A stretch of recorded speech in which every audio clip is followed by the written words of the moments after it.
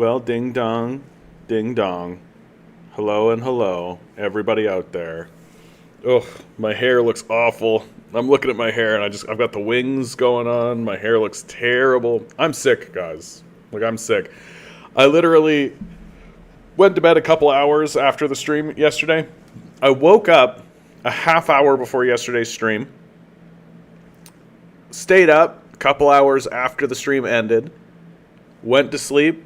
And I woke up like 2 hours ago.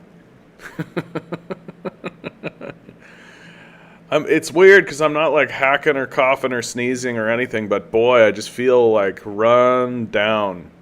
And I'd like to blame it all on capitalism. I'd like to be like, capitalism is running me down, but no, I think I've got some kind of other thing going on. The universe itself is saying to all of us, slow down. Slow down, there's sicknesses going on. We've got COVID going on. COVID numbers are up here in the province of Ontario.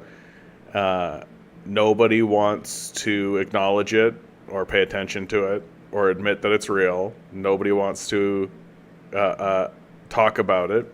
I'm not seeing any reports about it. I'm not seeing any news media about it. If you seek it out, you can find it.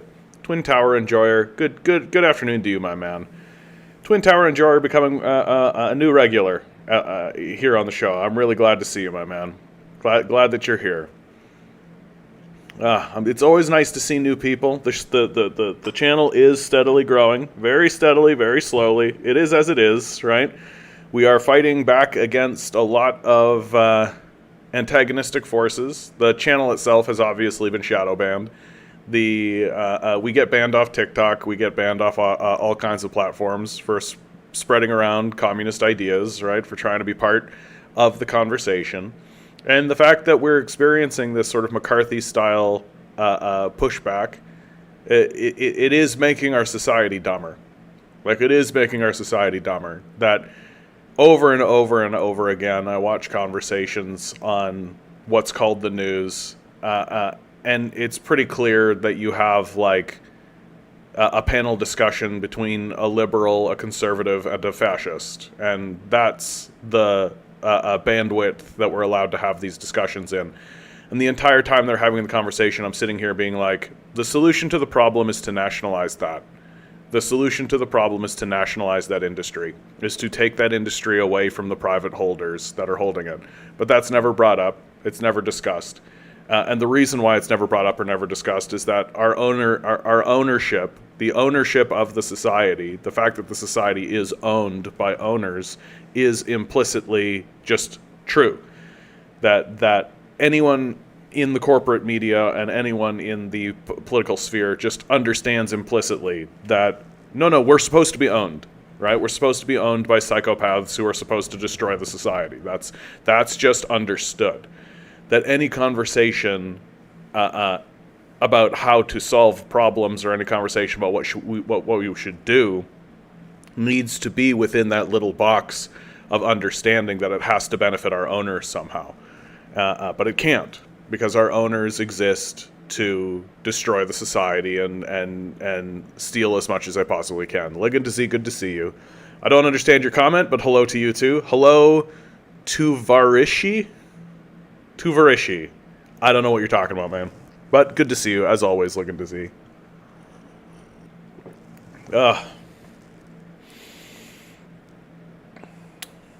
Being sick is the worst. Being sick is the absolute worst. It sucks. I don't like it.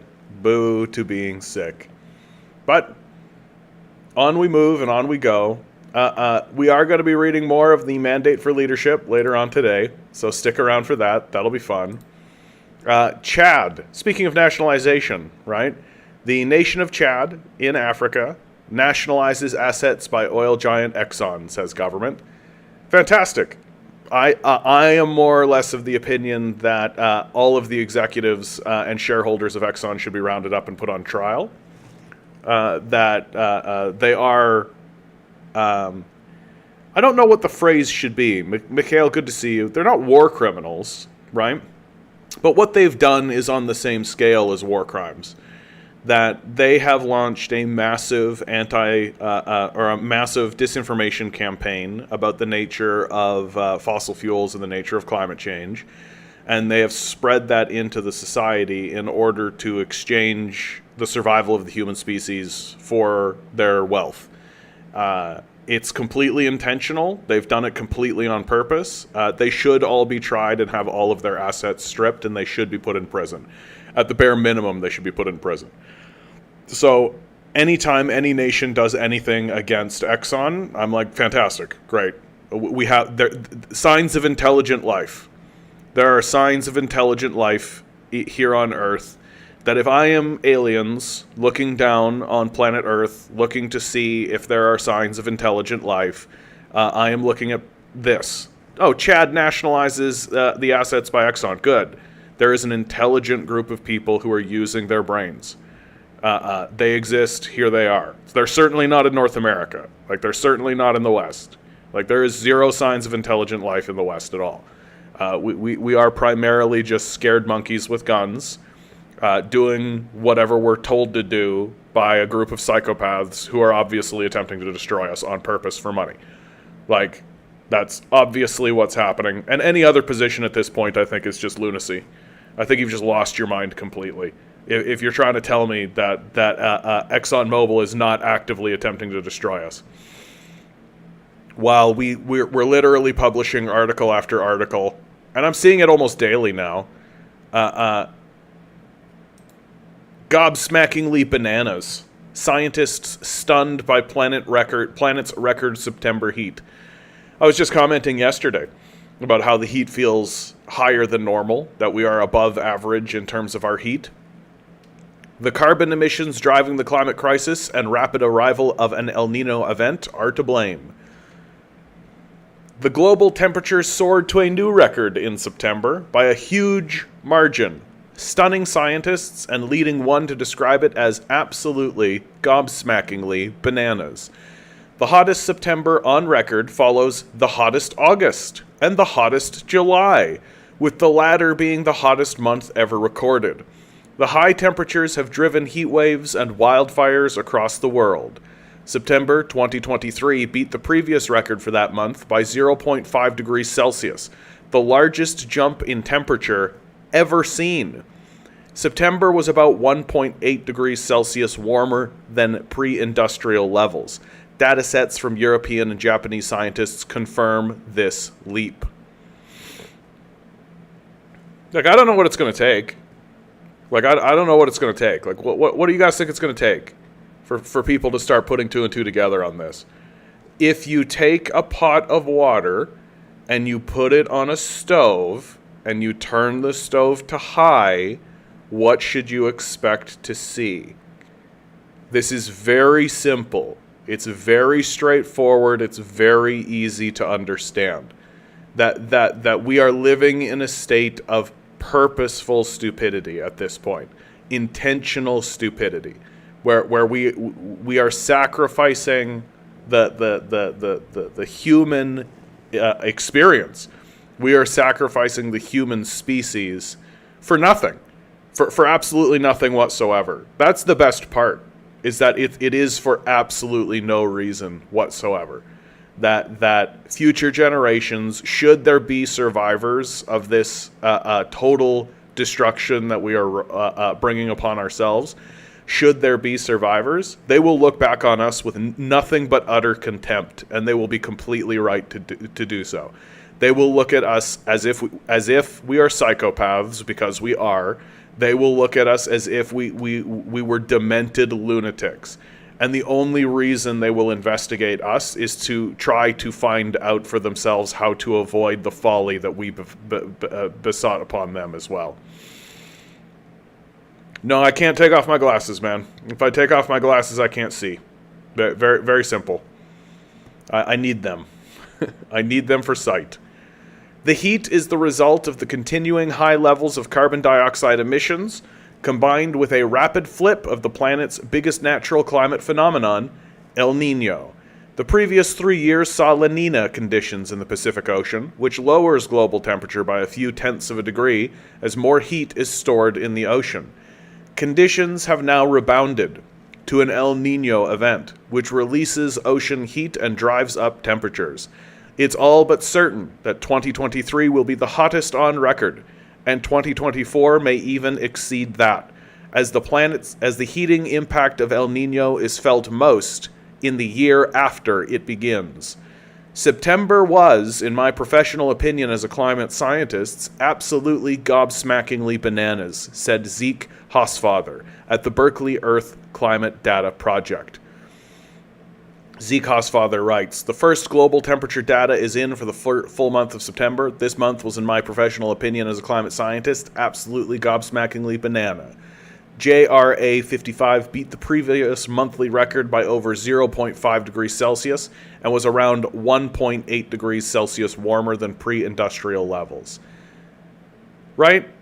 Like, every single one of these lines represents a decade, right? They're showing you the overall average heat of every decade. Of course, the blue lines are like the 60s and the 50s, right? We're getting up into the 2010s. This black line is where we are right now. Yeah, please like, share, subscribe, hit the bells, hit the whistles, do all this kind of stuff, right? Like, we are at a point now where if you are standing in front of somebody who is a flat earther, or sorry, I said flat earther, I meant climate change denier, but you are talking to one of the most dangerous people in the society. And it's not close. Like, you are talking to a Nazi. You are talking to somebody who is saying, I can't wait to destroy the human species. I'm really looking forward to the destruction of the human species. I am giddy and happy that the human species is going to be wiped off the face of the planet. Like, and it's going to get hotter than this. And the heat is only going to go up. And it's only going to get worse. It's only going to get worse. And the demented and delusional climate change deniers are going to destroy us. And it's not small groups, right? This is what distinguishes between, like, it's fun to call these people flat earthers, but these people own the industry, right? The very people who own the industry, ExxonMobil, Shell, are the very people who are responsible for this in the first place. And they're not doing anything to try to prevent it. In fact, quite the opposite. That their strategy is to pump more oil. Their strategy is to burn more fossil fuels faster and faster. We will not be forgiven for this. The universe is not going to look at us kindly, and survivors are not going to look at us kindly. We will be spoken of the way that we speak of the Nazis. Well, the way the average citizen speaks of the Nazis. Our leadership likes to honor Nazis in the parliament, so maybe that's what we'll get up to in the future. Mike Rantanen, climate researcher at the Finnish Meteorological Institute, said, I'm still struggling to comprehend how a single year can jump so much compared to previous years. Professor Ed Hawkins at the University of Reading, UK, said the heat seen this summer was extraordinary. Like, here's your global surface air temperature in September. Here's us. Like, line go up. Right? Line go up. You're quite right, Twin Tower Enjoyer. It's Reading, not reading. You're quite right. Samantha Burgess at the EU's Copernicus Climate Change Service said, the unprecedented temperatures for the time of year observed in September have broken records by an extraordinary amount. 2023 is on track to be the warmest year and about 1.4 degrees Celsius above pre-industrial average temperatures. 2 months out from the UN climate conference, COP28, the sense of urgency for ambitious climate action has never been more critical. The heat hit record levels within many countries too, including France, Germany, and Poland. The UK saw its joint hottest September on record, the Met Office reported, in data that goes back to 1884. In Australia, climate scientist and author Jolie Jurgis said, observations of Australia's climate in September are shocking. Figures show where maximum temperatures were the highest on record, with many areas 3 degrees Celsius to 5 degrees Celsius above average.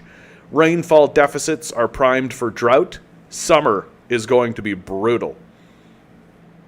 While human-caused global heating and El Niño are the biggest factors causing the record-breaking temperatures, other factors may be contributing small increases as well, Housefather said. These include an uptick in the 11-year solar cycle, cuts in sun-blocking sulfur emissions from shipping and industry, and a volcanic eruption in Tonga that released a large amount of water vapor, which traps heat. In August, The Guardian asked 45 leading climate scientists from around the world about the record-breaking temperatures. They said that despite it certainly feeling as if events had taken an alarming turn, the broad global heating trend seen to date was entirely in line with 3 decades of scientific predictions. Increasingly, severe weather impacts had also been long signposted by scientists, although the speed and intensity of the reality and the unexpected vulnerability of many populations scare some. The off-the-charts sea temperatures and Antarctic sea ice loss were seen as the most shocking events. The scientists said that the exceptional events of 2023 could be a normal year in just a decade, unless there is a dramatic increase in climate action. The researchers overwhelmingly pointed to one action as critical: slashing the burning of fossil fuels down to zero. Which we're not going to do. Like, we're run by a group of psychopaths, right? Whose goal seems to be to destroy the species. Like, stop believing you need to follow any of these rules. There's no rules anymore, right? Like, your society has abandoned you. The society has abandoned us. The political system, as well as the psychopath billionaire class, have abandoned us. It's very straightforward and it's very obvious to anyone with a brain in their head at all that are the ruling class, that's the conservatives, the liberals, the NDP, the Green Party, the Republicans, the Democrats, have en masse together collectively decided to destroy the species. Very clearly, very obviously. Their plan is to try to manage the destruction so as to avoid revolution. That's their plan, is to just try to mitigate and manage the downward spiral. They're not interested in resolving the crisis. They're interested in protecting themselves from us. That's what they're doing. So, but you are not obliged at all to believe that there are rules, because there aren't. If there were rules, if we lived in a sane civil society, we would be dealing with this issue. We would be looking at this crisis seriously. We would be saying seriously, oh, we need to stop burning fossil fuels. We need to do that. It's very straightforward one-to-one correlation here, and we're not. And why are we not? So that Jeff Bezos can have a yacht that's so big that he needs to build a second yacht to manage it, so that he can fly helicopters onto the yacht, so that he can shoot rockets at space, right? Like, the rationale for why we should be burning all these fossil fuels is literally so rich people can feel like they are gods. That's straight out what it is. It isn't because it's our way of life. It isn't because, oh, well, it isn't because any of this garbage, this total nonsense. It's literally so that rich people can fly to Jeffrey Epstein's pedophile island. That's straight up what it's all about. That if we actually said, like, hey, you got to ground these private jets and you got to make sure that we reduce commercial airfare and we reduce all this kind of stuff, means that rich people can't get to an island to rape children, right? So that's never going to happen. That's the whole reason for all of this. That's the reason why they're doing all of this, is so that they can do these things. And so we need to revolt. We need to revolt against a system that's already abandoned us. We need to organize with our neighbors. We need to organize with people around us and get it through everybody's head that, like, nobody's coming to solve this, right? Like, the psychopath class isn't interested in solving this. They're not interested in it. They're straight up not interested. That if they have to sacrifice their own children, they will laugh giddily and do so. They don't give a fuck about their own children. They certainly don't give a fuck about you.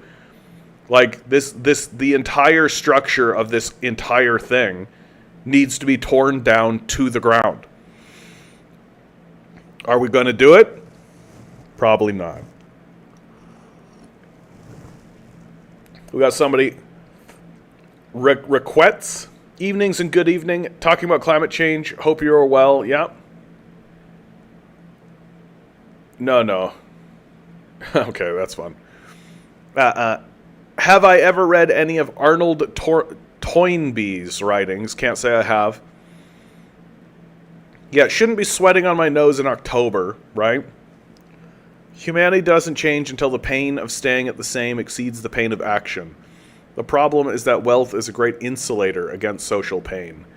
Well, I mean, once you attain a certain amount of wealth, it's not even just an insulator. It's you lose the ability to be reasonable or to have compassion, right? Like you become a psychopath. Like Bill Gates is a total psychopath. There's just no two ways about it. Like Elon Musk is a nightmare sociopath, is a nightmare psychopath, just walking around. I'm more or less of the opinion that all this self-driving car stuff is straight up just a way to try to cause as many problems as possible. Like, they're using their wealth in order to cause as many problems as possible, on purpose, in order to spread as much suffering as possible. That they're not interested in improving the quality of life for anybody. They're not interested in that. They're interested in exactly the opposite. That when reports of these self-driving cars gumming up people or ramming into people, killing people come out, I almost guarantee that people like Elon Musk have a little drink about it and have a little laugh. Because that's the point. The point is to cause as much suffering and problems for people as possible. They're not interested in solving problems. Earth is a real hottie, but not in a good way, yeah? If there's no environmental justice for Maui, East Palestine, and the flooded in New York City, there won't be for anyone else. Time to build local solidarity, local shared ownership, and get in the streets. Yeah. Like, this is what it's about now. It's about getting to know your neighbors. It's about building coalitions with your neighbors. It's about finding out what you can do in mutual self-aid for one another, because the systems have abandoned you completely. Like, if you are interested in getting into politics, make it local. Make it local politics. KinZal666 on Twitch says, "What's up, man? I appreciate your work." Oh, well, that's very kind of you to say, my man. Good opportunity to say like, share, subscribe. Hit the bells, hit the whistles. Do consider donating to my Patreon. Gets you into the Discord where we can continue the conversation. It also, getting into the Discord will let you know where I will be, and I'll be able to communicate with you after I get banned off of these platforms. That is an inevitability. That the McCarthy-style purges are coming for people like me, and so if you get into the Discord, you'll be able to find me very quickly and very easily. So do consider donating even $1 to the Patreon. Everything helps. More importantly than any of that, please share my work and let people know I exist.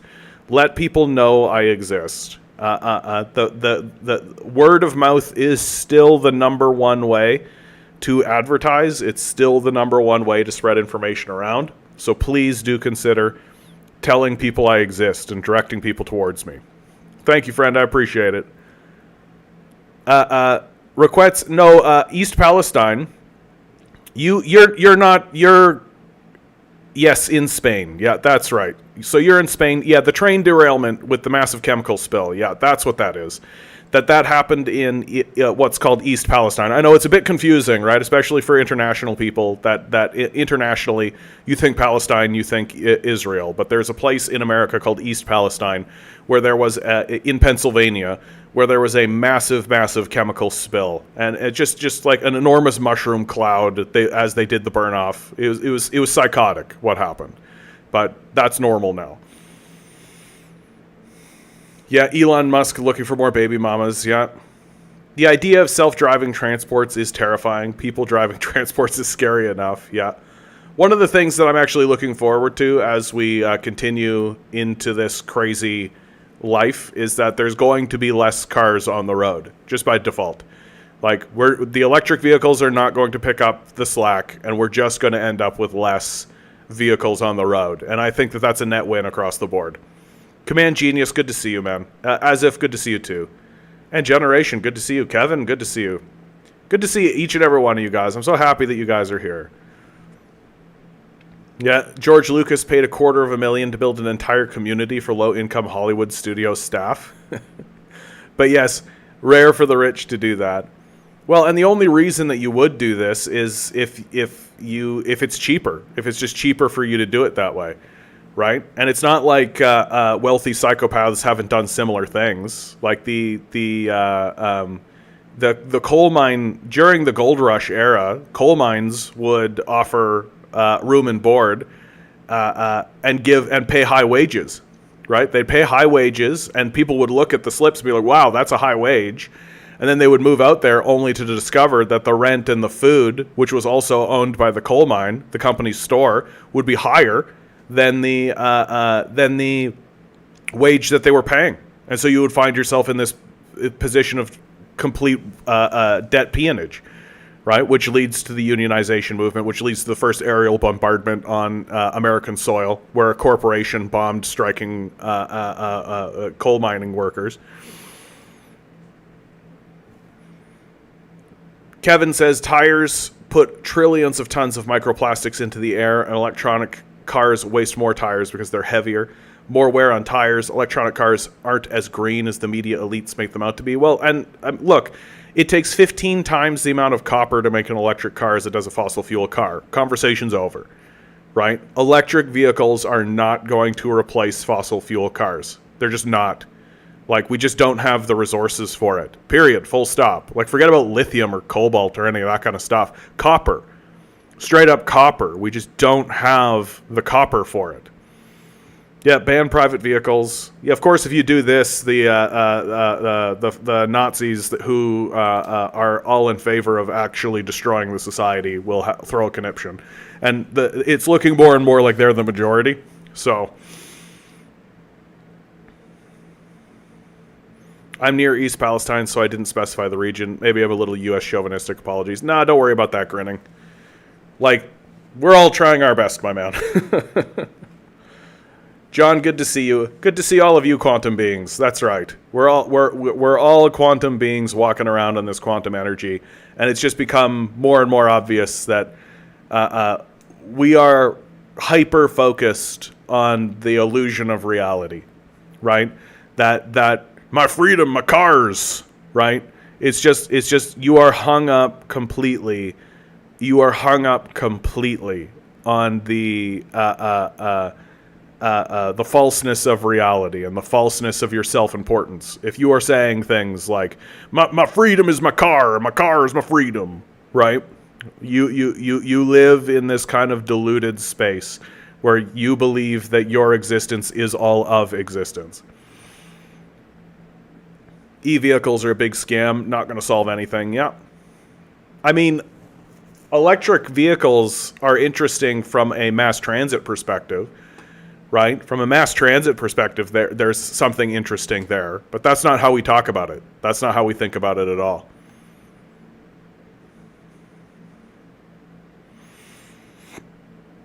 Yeah, that's something I worry about. If everyone only focuses on CO2 and measuring air temperatures, that everyone jumps on the bandwagon and the solutions may cause more environmental damage. Look, and I've been saying this for years.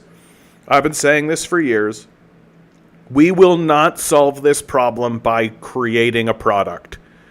It's just not what's on the table. That if you are genuinely sitting there saying that the solution to the problem is to create a product, then you are caught in capitalist realism.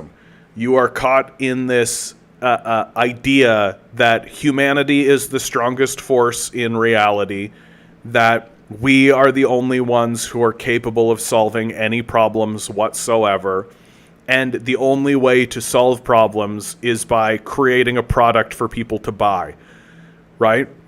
That forget about the fact that the earth created us. Forget about the fact that the earth created a garden for us to be spawned into and to live in. Forget about the fact that the Earth is the one that created the stable ecosystem for us to survive and thrive in. Forget about all of that. None of that is important whatsoever. Forget about the fact that the Earth is more than capable of healing itself.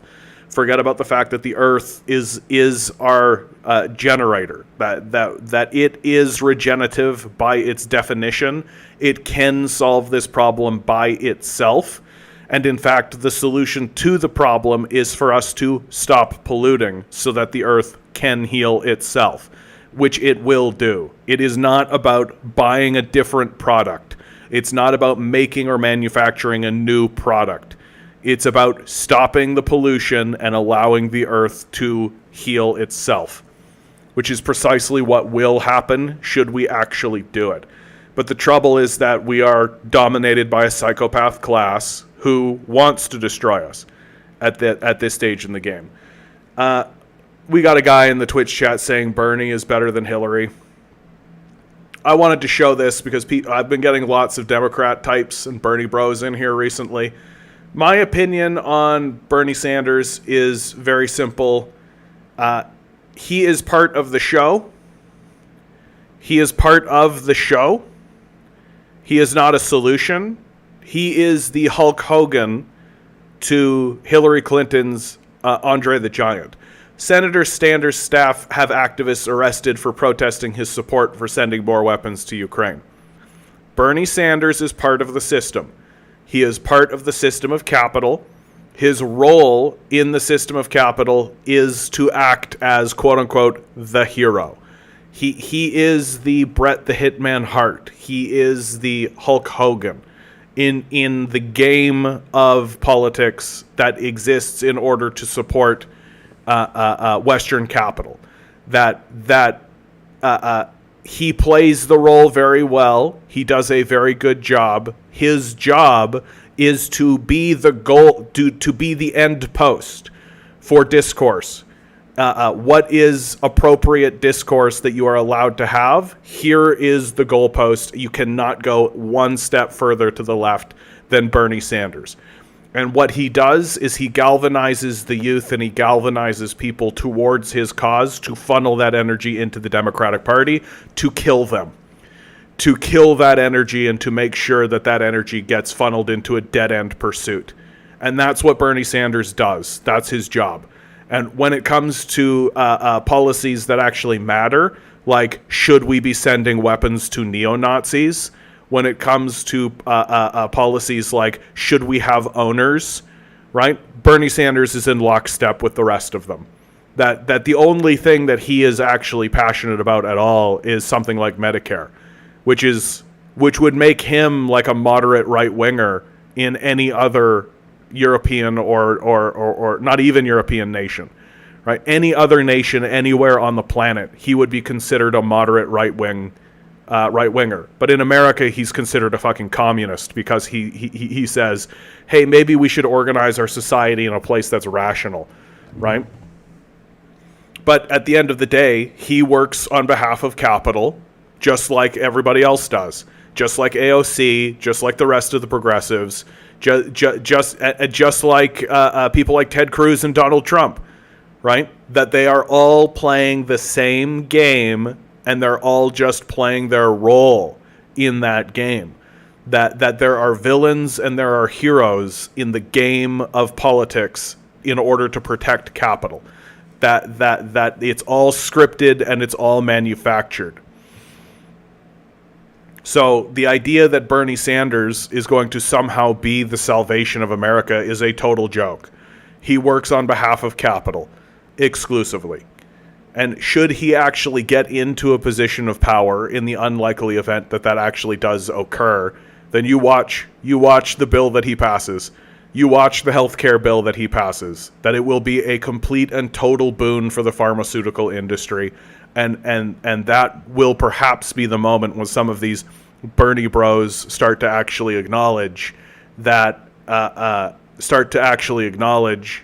this was all a grift. That this was all just for show.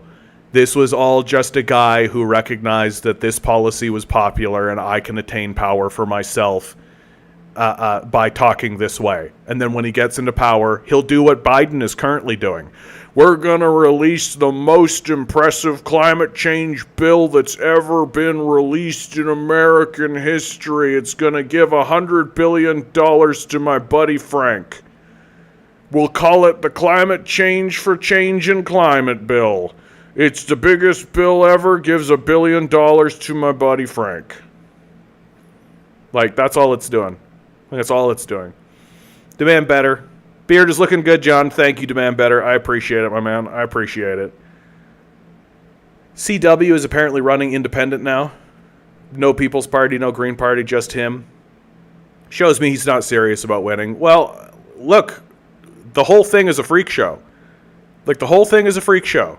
It's all just, like, you're either in the Republican Party freak show, right? You're in the Democratic Party freak show, or you need to become a freak show. You need to become the guy with the boot on his head, right? Like, and there's no alternative in American politics anymore. There's no such thing as running a serious campaign anymore, because American politics don't actually matter anymore. There's no legitimate way that a person is going to run a third party candidacy and actually win. That's not in the cards. That's not part of what's going to happen, right? That the only thing that the American people and that the Canadian people and the European people and that the people living in the imperial core can actually do, right? If you want to be serious about politics, the only thing that we can actually do is gather en masse and surround the halls of power. Because the system itself, the quote-unquote electoral system itself, is illegitimate. It has no legitimacy whatsoever. And which is the reason why people are no longer participating in it, because they recognize that it has no legitimacy. That we are not being governed through our consent any longer, and all it will take for us as a people to show that we are no longer being governed through our consent is to show up and surround the halls of power. Eventually, the system of capital will render enough people impoverished and unemployed and desperate that it will become an inevitability. But it's just a matter of the system of capital actually becoming so arrogant and full of itself that it destroys too many people. And of course, its strategy for how to waylay that problem is to imprison as many people as possible, right? That the American prison system is pulling in something like $11 billion. Hold on, I've got something right here about this. I had it. I'm sure I had it. This is one of those things. Yeah, here we go. U.S. prison workers produce $11 billion worth of goods and services a year for a pittance. New report by American Civil Liberties Union says incarcerated laborers are either poorly compensated or not at all. So this is the American slavery system, the American prison slavery system at work. Something like 25% of the world's prison population exists in a country that represents 5% of the world's population. If the Soviets had have done this, they would have they'd never shut up about it. They would constantly be bringing it up. They would constantly be pointing it out. Yeah, American gulag. No, the gulags were much nicer than this. The gulags were much nicer. Like to call them a gulag is to misunderstand the nature of the gulags. That what this is a slave system, right? It's designed to be a slave system. If you read Matt Taibbi's The Divide, he goes through the process of how people are incarcerated in America, right? And how people were incarcerated how people are incarcerated in America is you just get picked up off the street, you get charged with some bullshit, and if you can't pay the fine, then you go to jail for it, and then you just end up there. I've read articles on this stream about how people are just dropped off at Rikers Island and just left there. And they're trying to call people to get assistance. They're trying to call lawyers, and they just don't come. And people just end up in the prison system. Incarcerated workers in the U.S. produce at least $11 billion in goods and services annually, but receive just pennies an hour in wages for their prison jobs. Nearly 2/3 of all prisoners in the U.S., which imprisons more of its population than any country in the world, have jobs in state and federal prisons, and that figure amounts to roughly 800,000 people. researchers estimated in the report, which is based on extensive public record requests, questionnaires, and interviews with incarcerated workers. ACLU researchers say the findings outlined in Wednesday's report raise concerns about the systemic exploitation of prisoners, who are compelled to work sometimes difficult and dangerous jobs without basic labor protections, and little to no training while making close to nothing. Most incarcerated workers are tasked with general prison maintenance that is crucial to keep the facilities running, according to ACLU researchers, who work with the University of Chicago Law School's Global Human Rights Clinic. The thing that articles like this often don't point out is the illegitimacy of the incarceration system.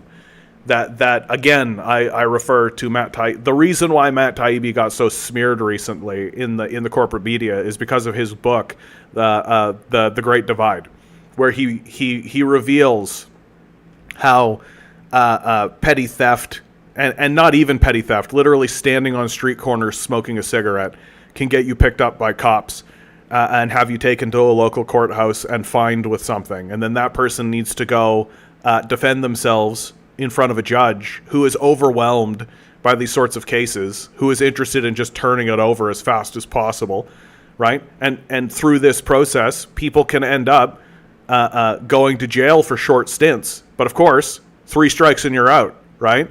That's the legislation, 3 strikes and you're out. So if you get picked up enough by cops who are incentivized to randomly pick people up because of the quota system that exists, right?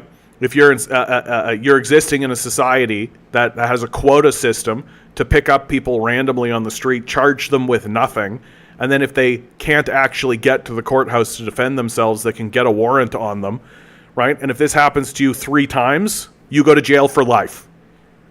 Like, this is the American system. This is how it works. It's explicitly and expressly a slave system. Not to mention the race wars and prison system, the killings and etc. Well, and I've read reports, I've read articles. I can't find this article again, and I wish I could, because it was an article that came out of the Rolling Stone that was essentially about how there was a prison in the United States, I believe it was a Florida prison, where the prison guards had basically stopped attempting to organize it.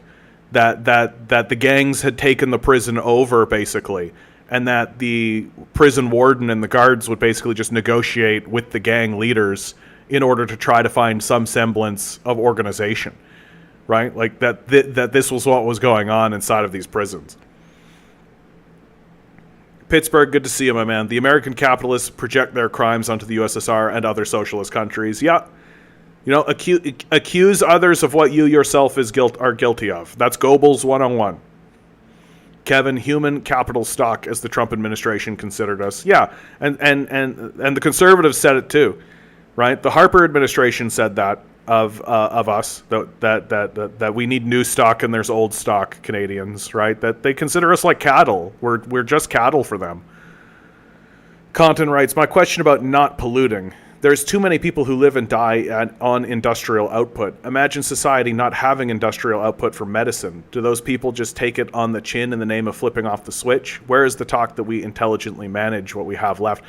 Look, there are obvious, glaring, direct... I don't understand why the conversation, when I say we need to pollute less, the conversation becomes, you want to stop eating? You want people to have no medicine? You don't want any food? Like... There are obvious, very straightforward polluters who are obviously straightforwardly polluting. That when Jeff Bezos builds a fucking super yacht that's so big that it needs another yacht in order to maintain it, so that he can fly helicopters onto it, and when he shoots rockets at space, right? These are obvious polluting moments that are obvious and directly things that we can say stop doing, obviously. That will have no impact on our food supply or our medicine supply, that will have no impact on any of that kind of stuff. To pretend as though the issue is we're eating too much food, right? To pretend as though that's what's being talked about is something that I don't understand why this leap happens. I don't understand why we go, less polluting equals mass starvation, famines, when literally we're talking about get Jeff Bezos to stop building super yachts. Get the American military to stop going around the world in adventurism, right? Like, the American military is the number one polluter, without a doubt. Like, not even close. And why? It's so that they can move their super aircraft carriers around and be like, da da da da da, we own the planet, da da da. And the universe is going, no you don't. The planet is going, no you don't. Straight up, no you don't. And so, allowing the conversation to devolve into this absurdist position and fueling the absurdist position, when what we are obviously saying in an obvious way, very straightforwardly and obviously, is that the people who are actually doing the pollution in an outsized manner, in a way that is completely out of whack with the rest of society, like shooting rockets at space for no reason, so that Jeff Bezos can go up there and be like, wow, space. Maybe no. How about no? Right? How about the American military sending aircraft carriers around the planet and doing like giant air shows and things like this? How about no? How about maybe no? How about, like, instead of jumping to mass famines and crazed lunatic talk, we actually say, hey, is there any wasteful pollution that we're doing for no reason that we can just stop doing? And when you actually look at the conversation from that angle and you ask, is there any wasteful pollution that we're actually doing that we cannot do? Like, how important is it that Taylor Swift does 23 flights a day? How important is it that the rich and the powerful take a 10-minute flight so they don't need to do a 40-minute car ride? Like, how important is that? Right? And so maybe we should start locking some of these people up. Maybe we should start saying to the 10% of the populace that's responsible for 70% of the pollution, no more of that. Maybe that should go away, right? Maybe we should actually have a rational, sane conversation about what this is actually going on, instead of, oh, if you want to cut pollution, that means people will die of insulin shock. Just nuts. Just nuts. Like, making Bezos park his yacht is a drop in the bucket. No, it isn't. Like, no, it is not. Like, I don't know how to articulate this in a manner that makes people understand it. Jeff Bezos firing up that yacht, shooting rockets at space, matters so much more than everybody stop eating. It matters so much more. Right? Like, when Jeff Bezos shoots this rocket up into space, it pollutes more than the entire country of Canada could in 1,000 years. No, of course it's not far enough. But I'm just trying to get us into a position where we're actually having a rational conversation about this. Where we're actually starting in a place of like, oh yeah, there is definitely waste. There's definitely waste. Like, you're talking to a guy that thinks we should lock up Exxon, like the Exxon executives. We should lock these people away and take all their assets away. Like, period. Full stop. There should be a mass tribunal with the goal of incarcerating these people and stripping them of all of their assets, personal or otherwise. Like, these people should not have power in the society at all. Like, goodbye. No longer.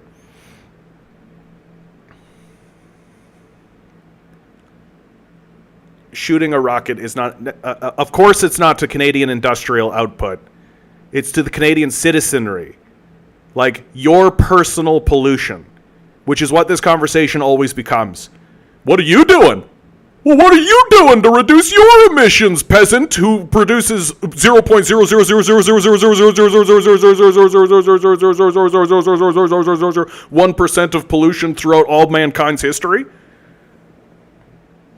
Like, this is what the conversation always 100% of the time becomes. Well, what are you doing? Fuck that. Fuck that. Fuck that.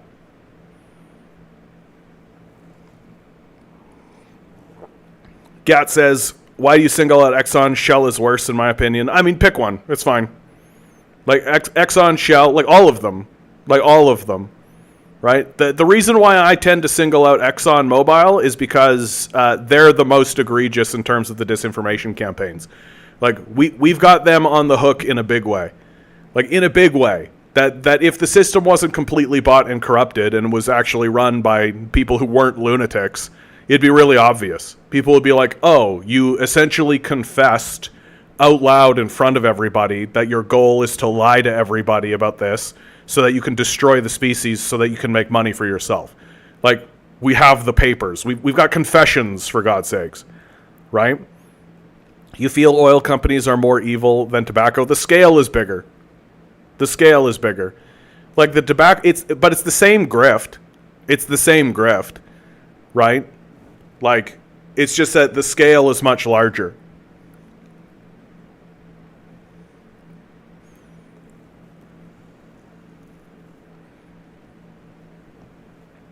It's easier to tell the rich to fuck off than the entire U.S. military.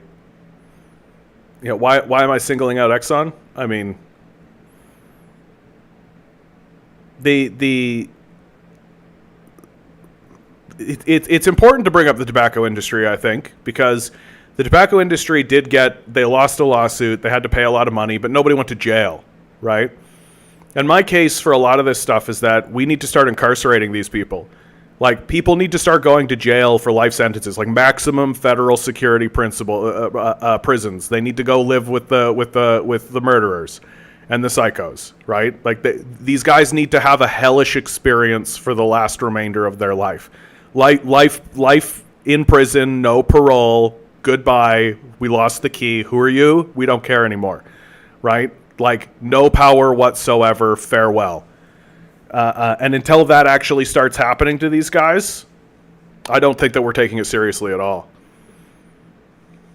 Yeah, if you're funding climate denial knowingly that it's true, death sentence is not enough. Yeah.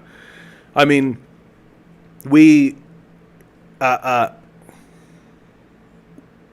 of course none of this is actually happening because we have given billions and billions and billions of dollars to a psychopath class that seems completely dedicated to the destruction of the species for its own pleasure.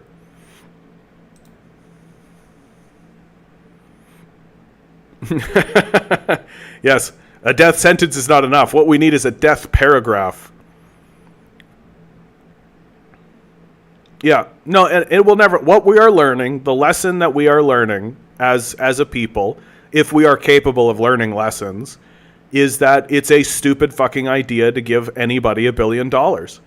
It's a stupid idea, just on the face of it. The whole "but they earned it" argument is like, oh yeah, so I guess Ted Bundy earned his kills. That he should have stood up in front of a judge and been like, but I earned it. And the judge would have been like, well, he did earn it, it's hard work killing people. Death essay, fantastic. And here we have the natural results of what actually occurs if you actually stand up in front of your nation and say Nazis are good. Let's cheer for Nazis. We here would like to honor and venerate a neo-Nazi, not a neo-Nazi, in fact, a Nazi, right? And here's the natural connection. Neo-Nazis and white nationalists go on pilgrimage to Galicia Waffen SS Memorial. Oh, hold on. I would like to actually see this article. Let's quickly get it. Like,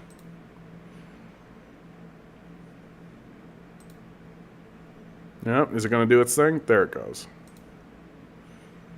Neo-Nazis and white nationalists have gone on a pilgrimage to an Ontario memorial to the Waffen SS Galicia Division, the Ukrainian Nazi-led unit, after one of its veterans received a standing ovation in Parliament last month, prompting renewed calls for the monument to be torn down, which isn't going to happen because we're being ruled by psychos. White nationalists have posted photographs of themselves on social media at the memorial, alongside tributes to Yaroslav Hunka, whom they call a hero. One man whose face is obscured is wearing a t-shirt featuring the Black Sun, a neo-Nazi symbol based on a mosaic at the German castle used by Heinrich Himmler, head of the SS. The move has been condemned by Jewish groups who renewed calls for the monument at Oakville Cemetery and another one in Edmonton to be taken down. It's unsurprising that neo-Nazis have made a pilgrimage to a monument commemorating a Waffen-SS unit, but it is outrageous that it could happen on Canadian soil, said Michael Levitt, President and Chief Executive Officer of the Friends of Simon Wiesenthal Center. Hopefully the attention of neo-Nazis demonstrates once and for all to St. Volodymyr Ukrainian Cemetery why having monuments to Nazi collaborators is inappropriate, and they do the right thing by taking the monument to the 14th Waffen Grenadier Division of the SS down. House of Commons Speaker Anthony Rota resigned last month after he paid tribute to the 98-year-old Mr. Hunka, whom he had invited to sit in the visitors' galley during a visit by Ukrainian President Vladimir Zelensky. I just absolutely love that even in articles like this, we're still buying into this idea that, oh yeah, Rhoda invited him and didn't tell anybody and nobody knew about it. Nobody knew. It was completely, nope, absolutely 100%. Trudeau didn't know about it. Freeland didn't know about it. Nobody knew about it. Oopsie-doo. Oopsie-doo. Since the incident, members of a white nationalist active club had laid flowers at the Oakville Memorial and posted photographs of themselves standing beside it. They posted thanks to Mr. Hunka and his SS division, saying they had fought to protect Europe from the Asiatic communist pestilence. The unit was founded in 1943 by Himmler after the German defeat at Stalingrad, in an attempt to slow the Soviet advance. Mr. Hunka volunteered as a teenager to fight the Soviet army. The Post said he deserved his standing ovations in the Commons, referring to him as a nationalist veteran who fought the forces of the left. Mr. Hunka's Commons presence has reignited the debate about the division and its veterans who were admitted to Canada after the Second World War. The Universities of Alberta says it's reviewing donations it has received after returning $30,000 from the family of Mr. Hunka. Professor Per Anders Rudling has found around 12 former members of the division who have given money to the university's Canadian Institute of Ukrainian Studies, including former SS veterans who settled abroad. Among the hundreds of thousands of dollars in endowments and donations is about $436,000 in the name of Vladimir Kubajovich, who played a key role in the SS unit's establishment. Professor Rudling of Lund University in Sweden says he has found evidence that Mr. Kovalovich, who settled in France, collaborated with Hans Frank, Adolf Hitler's lawyer, who was implicated in the mass murder of Jews and executed for war crimes. The university also received a $15,000 donation from Roman Kolinsk, whom Professor Rudling says was an officer in the Glacia Waffen-SS division, and editor of the journal in the Ukrainian Waffen-SS veterans. After the war, he settled in Toronto. Established in 2011 by Mr. Kolonsk, the fund was worth around $100,900 and supports translations and publications of Ukrainian literary works, memoirs, and diaries. Like things like, the Holodomor was real, guys, serious, straight up, we promise. Source, trust me, bro. Edward Brodak, who donated $200,000 to the university's Canadian Institute of Ukrainian Studies, according to its newsletter, lived in London, England. Professor Rudling said he was interned with other members of the division in Italy after the war, and then transferred to Britain, where they worked as laborers. Professor Rudling said for consistency's sake, the University of Alberta should return all donations from people tied to the regiment. But he suggested that if the university cannot return the funds, it could use them for more research into the period, including events around the establishment of the division and the Holocaust in Ukraine. Alberta Senator Paula Simmons, who is from Edmonton and whose grandparents were from Ukraine and Jewish of German ancestry, said using the endowments to interrogate the history of Ukraine would be worthwhile. Miss Simmons called on the floor of the Senate on Tuesday for records into war criminals who may have come to Canada to be opened up. She wants an unpublished part of a report by the Deschamps Commission, which examines claims that Canada was hosting war criminals, to be made available to researchers.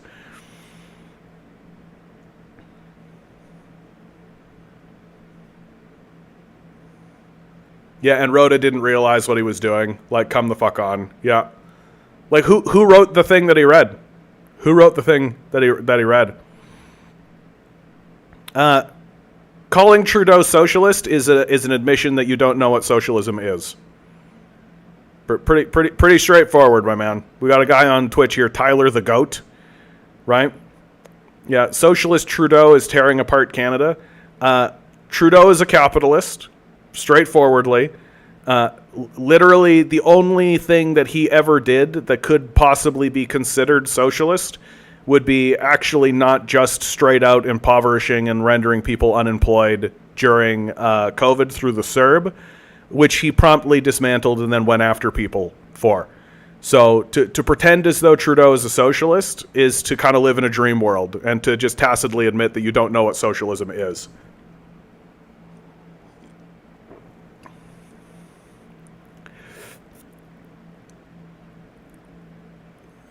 Yeah, this makes me sick. Progressive libs who support Ukraine need their asses whooped too. Well, and one of the things, like, I've noticed, like, if you go to, there's a Canadian Human Rights Museum, right? The Human Rights Museum that exists in Winnipeg, Manitoba, which I've been to. It includes a small section that's about the Holodomor, right? Thanks, Grinning. I appreciate it, my man. $2 donation from Grinning. Thank you so much. Good opportunity to say like, share, subscribe, hit those bells, hit those whistles. Consider donating if you can. More importantly than anything else, though, guys, let people know I exist. Let people know I exist.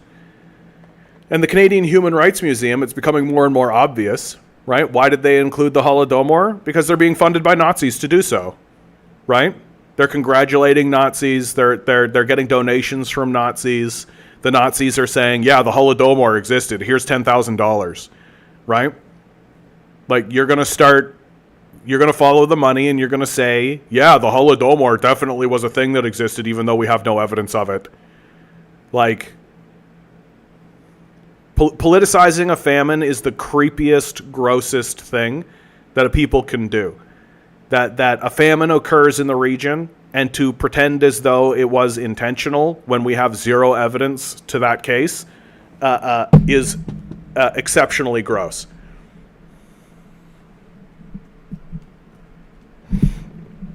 Here's a great idea. Hear me out. The rightists who accuse libs of being socialists, but for whatever reason ain't glazing Ukrainian Nazis, should absolutely be the ones who should fight them. We get a 2-for-1, Nazi on Nazi killing. Yeah, right. Dankley, good to see you. Glad to see that Twitch is looking good. In every sector, healthcare, the quality of sports, marketing, military, politics, higher standard of living, freedoms, education. What are you talking about, Tyler? Like, are you actually trying to say that America is doing well? Like, is that actually what you're trying to say? America is in a significant decline. Like, a fairly significant one.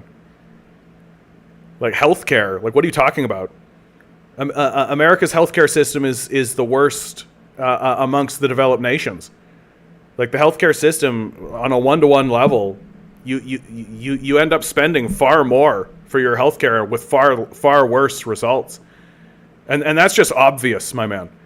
Like, if you're actually trying to convince me that America is doing well in healthcare, it's time for you to sit back, my man. Like, you're living in a dream world. No, getting rid of Trudeau is not going to have the impact, right? Trudeau and Poilievre are allies. They work together. They are friends, right? That they work in the system to protect capital. Do not get caught in this idea that if we replace blue with red or red with blue, that's somehow going to have an impact. The goal of this channel is to get people to understand that the electoral system does not work to your benefit. It does not work to your benefit at all.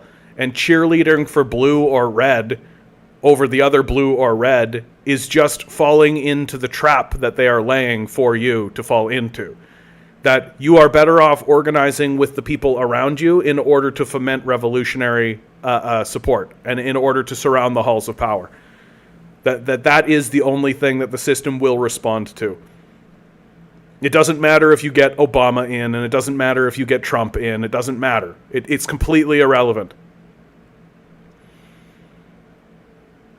We don't have term limits, but our system works a little bit differently than yours.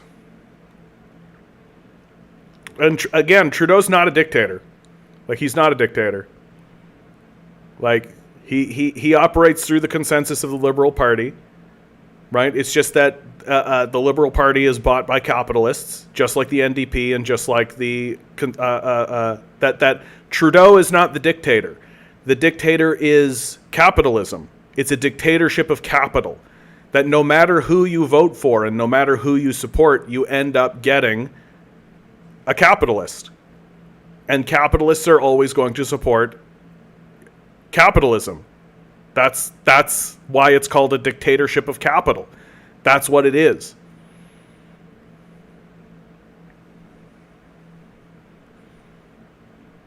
Tinker, thanks so much for your donation, my man. Tinker with a $2 donation. F-libs, let's bring in the real estate investors here. Well, I mean, we might as well. We've got... Oh, come on now. It'd be really good if I was organized. Yeah, here you go. 75% of provinces have housing ministers invested in real estate. Like... We just keep voting for landlords. So what do you expect? Like, what do you expect? Yeah, dictatorship of the bourgeoisie is another way of saying it, right? But a dictatorship of capital. What do I think about the socialism of the 21st century movement in Latin America? Good luck. Like, the CIA in America is going to do everything they can to destroy it, right? Like, which is what they've been doing all along. So good luck. My support is with them. I hope that it works out.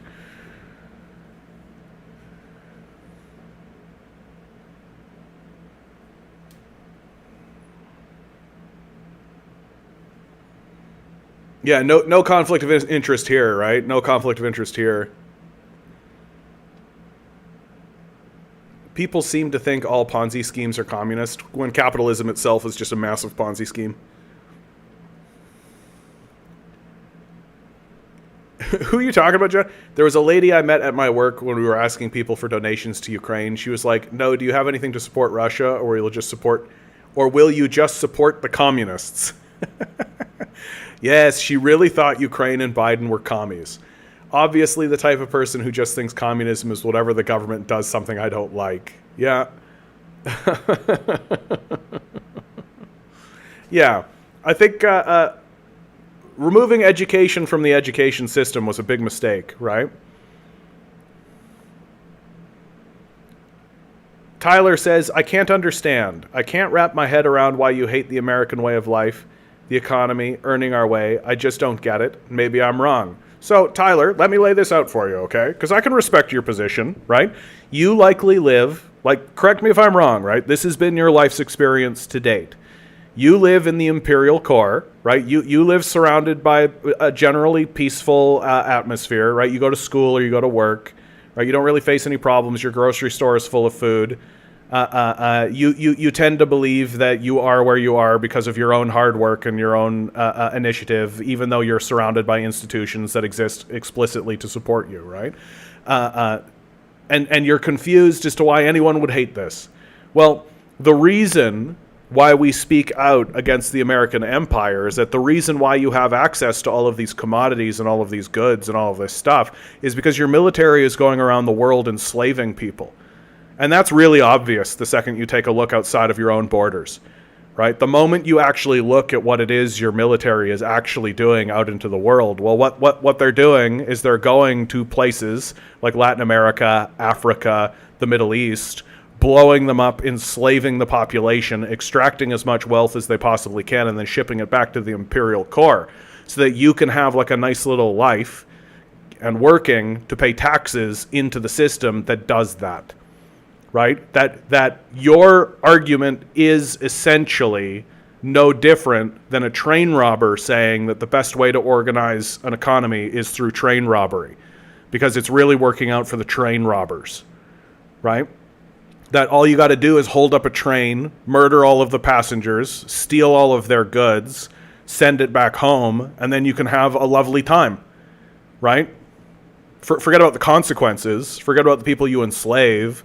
Forget about the destruction you wrought across the planet. Forget about the death and devastation.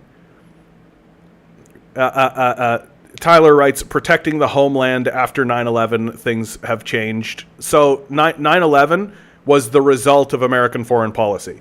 That America has been acting the way that I've been talking for decades and decades and decades, well before 9/11.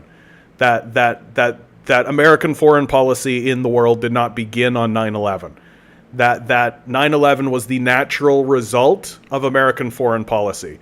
And if you imagine a 9/11 happening in your country every year, that's basically what the rest of the world is experiencing. Go talk to the Palestinians.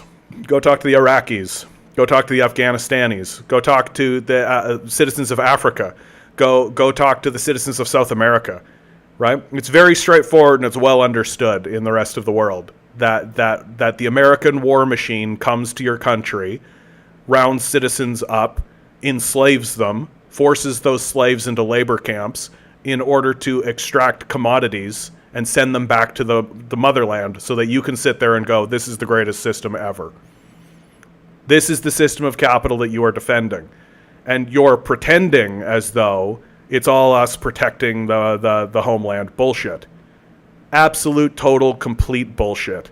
That the places America invades have no navy, have no air force, have no military force that is a threat to America. That America is surrounded by oceans. Tyler says, you support Israel. So you support essentially a Nazi state, is essentially what Israel is.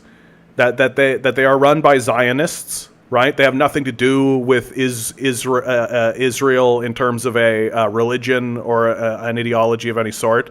They're not interested in Judaism or any of that. They are Zionists, right, who are committing a genocide. I highly advise, Tyler, if you're going to say that, I'm really going to challenge you on this point. I'm really going to challenge you on this point because all of the evidence is in front of you. Gaza fights for freedom. I highly suggest, my man, I highly suggest that you go find this documentary that I'm showing in front of your face right now. You can find it on YouTube. It is free. Go away. Ads. Go away. Go away. Go away. Go away. What happened? I understand. Oh, wow. Interesting. Gaza fights for freedom. I'm just going to show it to you. Gaza fights for freedom. You can find this. If you can't find it on YouTube because YouTube is censoring it, you can find it elsewhere. Gaza fights for freedom. Right? This is by the great and powerful Abby Martin. It documents very clearly and cleanly the genocide that is happening in Israel against the Palestinian people. And it documents very cleanly the history of that genocide and shows very, very clearly the British and American support for that genocide. So if you are going to stand here in this chat, I have to assume that the reason why you're saying you support Israel is because you don't know what's going on. And so here is the moment where I'm here to tell you what's going on. That the Zionists have moved into that region. The Zionists have moved into that region and have worked to destroy the residents living there, who are the Palestinian people, the Arab people living in that region. And for decades now, they have worked to destroy and commit a genocide against those people, and it is documented completely, nakedly and openly in the documentary Gaza Fights for Freedom. So if you're going to continue supporting Israel now, at least call yourself a Nazi, okay? At least call yourself a Nazi and get it done with.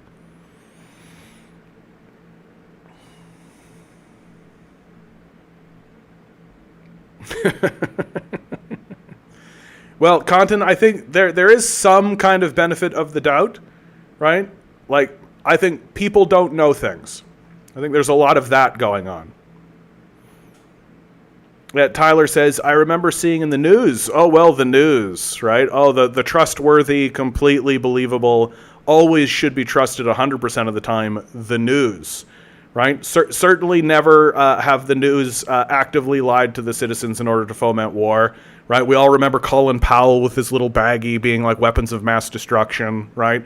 Yeah, the news, real trustworthy organizations who we should definitely trust 100% of the time. Certainly not stenographers for power.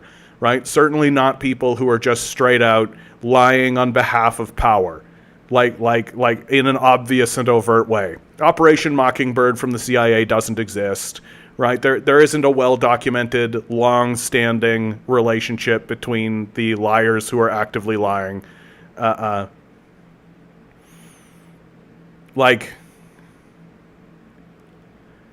the Palestinians attacking Israeli soldiers doing nothing. What a joke.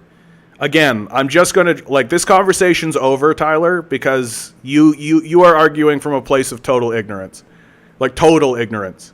Like, please do not try to convince me you know something, because it's pretty obviously you don't.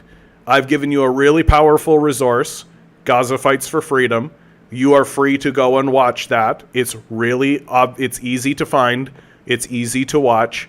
You can take a look at it, right? Stop believing your quote-unquote news. Yeah, they threw stones at the IDF soldiers, so that makes sense that they would just snipe children, right?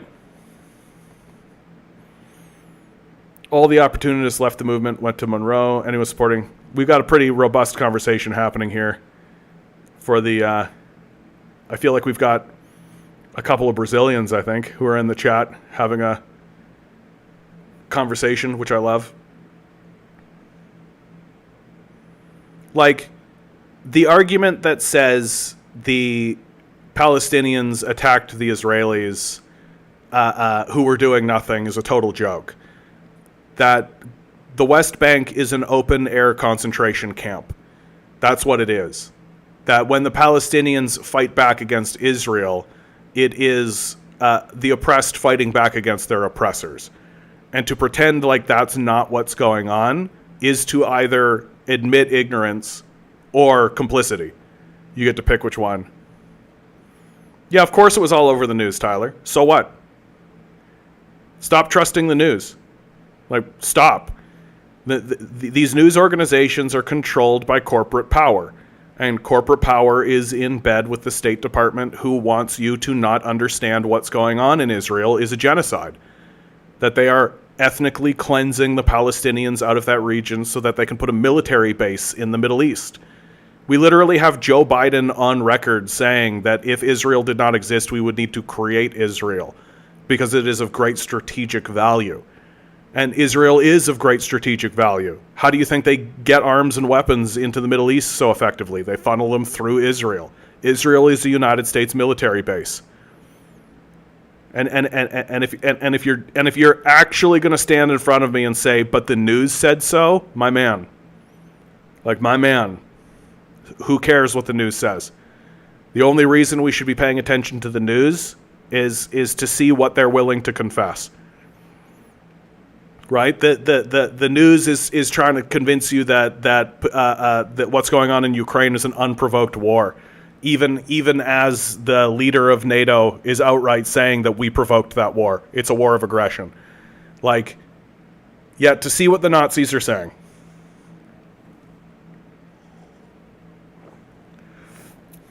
Like, the American news is not to be taken at face value.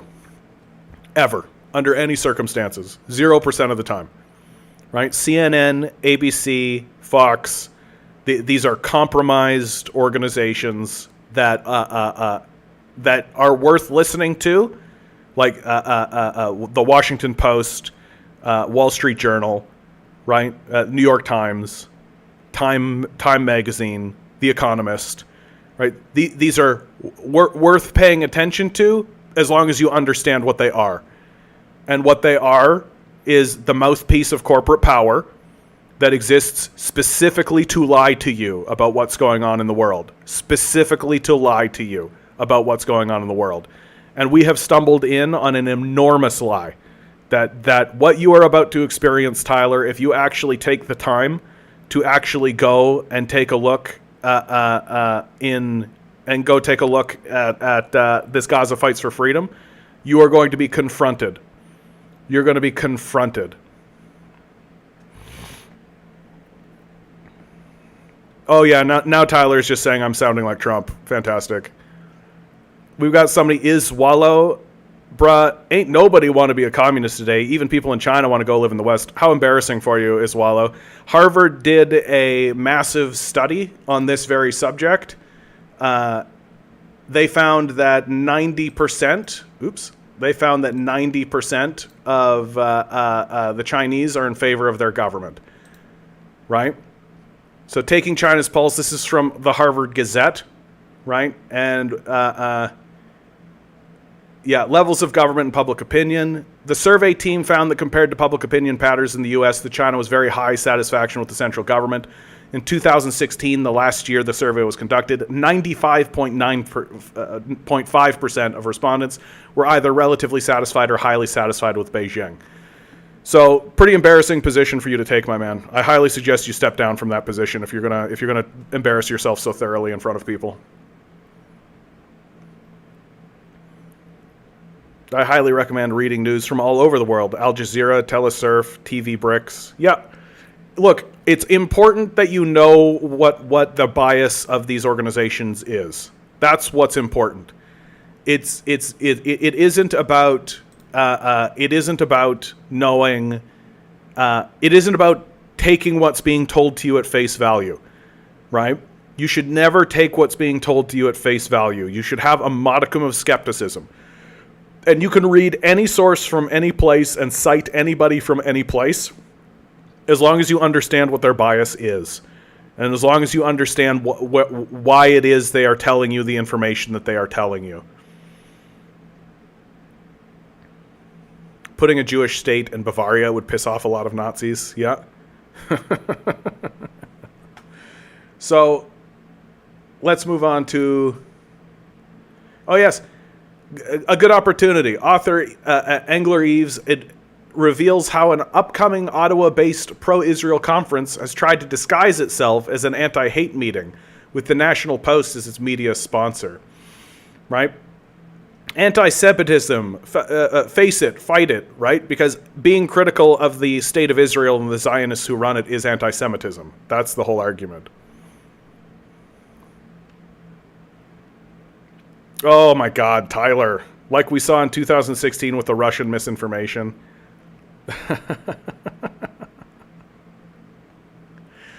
So, Russiagate is not real. Full stop, my man. It's just not real. Like, the FBI, the CIA, the State Department have all confessed to it. It is now an open secret. Like, it's open in front of everybody to see that the Russian, that there's no Russian bot farm, right? There's no Russiagate argument going on. It just doesn't exist, right? And and that the amount of interaction that the Russians have with our electoral system pales in comparison to the amount of interference that comes from corporate America, right? If you're actually going to stand in front of me and try to pretend like Russia is what swung the election, when there are massive multi-billion-dollar corporations funneling billions and billions of dollars into the electoral system through super PACs, like, get the fuck out of here, my man. Like, you're essentially you're trying to tell me that Russia is so overwhelmingly powerful that they can pick an American president.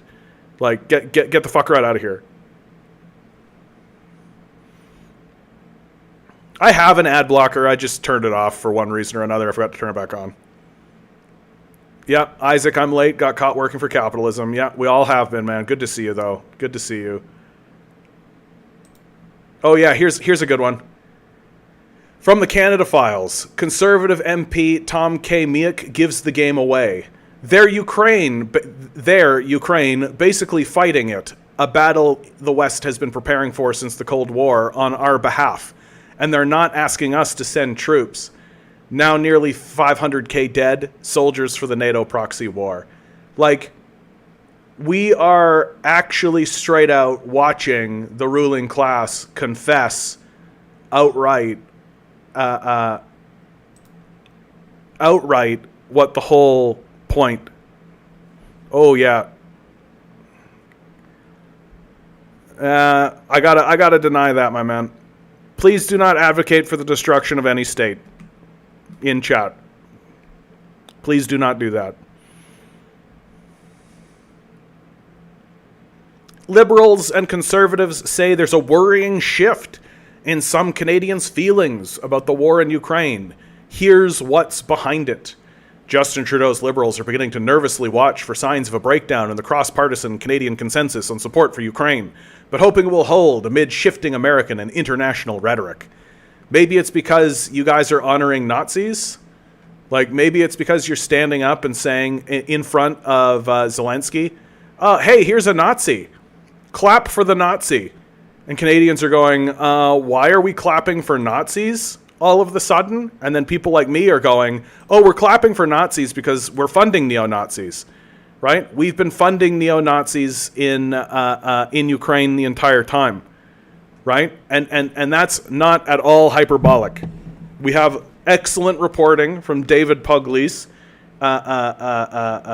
Canada funding Ukrainian Nazis. You can find this by a Google search.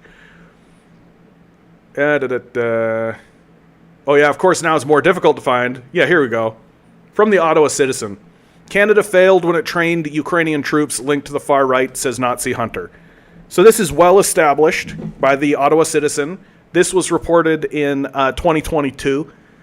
We have been funding Nazis in that region since as far back as 2014. And so now, well, wait a minute. Why is public opinion shifting away? Justin Trudeau's Liberals are beginning to nervously watch for signs of a breakdown in the cross-partisan Canadian consensus on support for Ukraine, but hoping it will hold amid shifting American and international rhetoric. Both Liberals and Conservatives tell the Star they are starting to see a shift in online discourse in Canada about the war. Some report a rising number of emails coming into their office that question the $9 billion in spending Canada has pledged since 2022 to help Ukraine fight Russia's invasion. Yeah, because we're giving $9 billion to Nazis. Like, I said it right at the beginning, that at the end of this we are going to see Nazi salutes in the Ukrainian parliament. We're getting the next best thing here in Canada with a Nazi being honored in front of Zelensky, right? So the end of this is Nazi salutes in the Ukrainian parliament. You watch.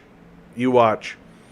They pin that on a number of factors, including the Russian disinformation campaigns that went into overdrive in the wake of a fiasco around Ukrainian President Vladimir Zelensky's visit to Ottawa, but also the fracas now playing out in the United States. Fracas, well done.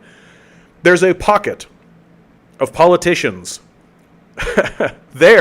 A pocket of politicians have been nicknamed the Putin wing of the Republican Party for its refusal to back more American support for Ukraine, and in some cases, like former U.S. President and presidential contender Donald Trump, support Russian President Vladimir Putin outright.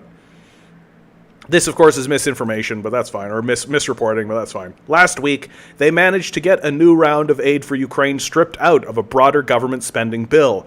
The move prompted a hastily convened call between the U.S. President Joe Biden and Western allies, including Trudeau, to convince them what happened was merely a procedural hiccup, and that bipartisan support for Ukraine in the U.S. remains intact. In Slovakia, which was one of the first countries to support Ukraine, an anti-America, pro-Russian former prime minister is now poised to head a coalition government after an election last weekend, while Poland's upcoming elections have seen the government take on a more populist tone. It recently announced it would no longer supply arms to Ukraine in favor of shoring up its own supplies. In Canada, a right-wing rival to Conservative leader Pierre Poilievre is openly goading the party to oppose the Trudeau government on Ukraine. Last week, People's Party of Canada leader Maxime Bernier criticized Poilievre for supporting a foreign war that doesn't concern us and sending billions of Canadian taxpayer money to Ukraine. Conservative MPs say they think some of the concerns they're hearing about Ukraine come directly from PPC supporters, but the ill-fated decision of then Speaker of the House of Commons Anthony Rota to celebrate a veteran who fought for a Nazi unit during the Second World War during Zelensky's visit didn't help, fueling as it did Russian disinformation campaigns about the war. I love this paragraph right here. Because it's so well crafted, right? The ill-fated decision of then Speaker of the House of Commons Anthony Rota to celebrate a veteran, right? Forget about the fact that this had to have been vetted. Forget about the fact that any organizer in the Liberal Party would have been like, who's this Hunka guy? Why are we talking about this Hunka guy? Why is Hunka being brought here to be honored in front of Zelensky? Why are we doing that? Oh, it's because he fought for the Nazis in World War II. Oh, okay, that makes sense. Clap, clap, applause, applause, right? There is a 0% chance that Trudeau and Freeland did not know that Hunka was a Nazi. There is a 0% chance that that is true. But, of course, the Star, reiterating the propaganda point that Anthony Rota is, he alone, by himself, unwittingly and unknowingly. So if you believe this, then you're the dupiest of dupes that have ever existed. And I love, during the Second World War, during Zelensky's visit, didn't help. And why didn't it help? Because it fueled Russian disinformation campaigns. Right? It certainly didn't reveal that the Liberal Party are Nazi collaborators who work with Nazis and fund Nazis. Right? Certainly didn't reveal the open truth of what's actually going on in the Liberal Party and show everybody in Canada exactly who Justin Trudeau and Chrystia Freeland actually are and who they actually work for. Right? No, it's Russian disinformation campaigns. That's what did it. Meanwhile, Liberals say they're watching online comments by conservative supporters that seem to be trending against Ukraine and see echoes of the debates playing out in the US. It's absolutely a concern, said senior Canadian official, who added that while the Trudeau government believes the vast majority of Canadians support sending aid to Ukraine, Canada is not immune to these forces like the Truth, right? That we've been arming neo-Nazis, and that we continue to arm neo-Nazis, and openly support and honor neo-Nazis in the parliament. The Liberals also don't think Poilievre is personally vocal enough about Ukraine. Last week, Liberal House Leader Karina Gould chided the Conservative leader as she defended the government in the wake of the Speaker's controversy. In the fury of parliamentary debate that followed, Gould said Poilievre only cares about Ukraine when it comes to taking partisan shots at the Liberals. I do find it ironic that we have barely heard a word of support for Ukraine from the leader of the opposition until he sees this beautiful wedge issue and tries to politicize this issue, Gould says. I love it because all the Liberals, this entire thing is about the Liberals politicizing the war. That's all it is. All that said, Liberal and Conservative MPs stressed in conversations with the Star that they see the consensus holding for Canada to continue to support Ukraine. They point out nearly every one of them has been sanctioned by Russia, and they remain committed to the broader cause. I can't imagine why Russia would sanction allies of Nazis.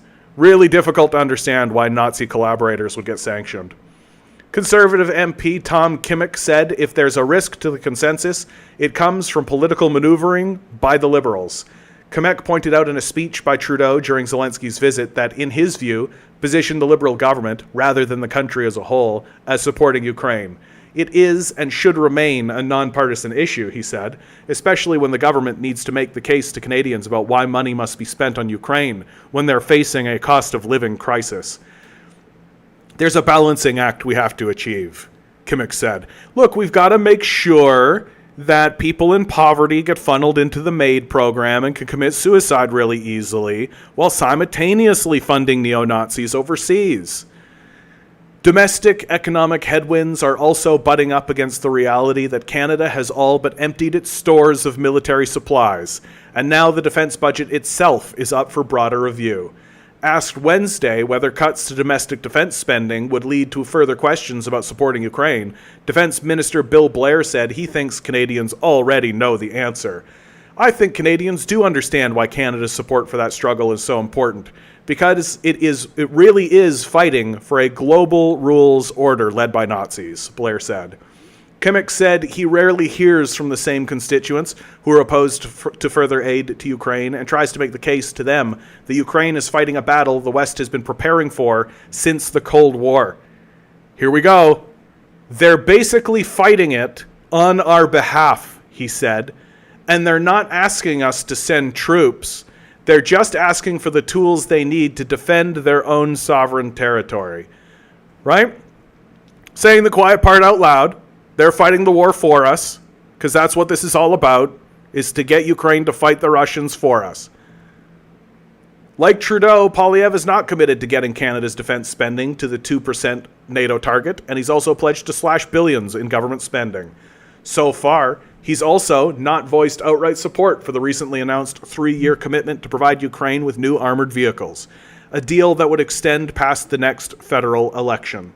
When asked about it this week, his office responded with a statement attributed to the Conservative Party's foreign affairs critic, condemning the invasion of Ukraine and stating the party supports Ukrainians.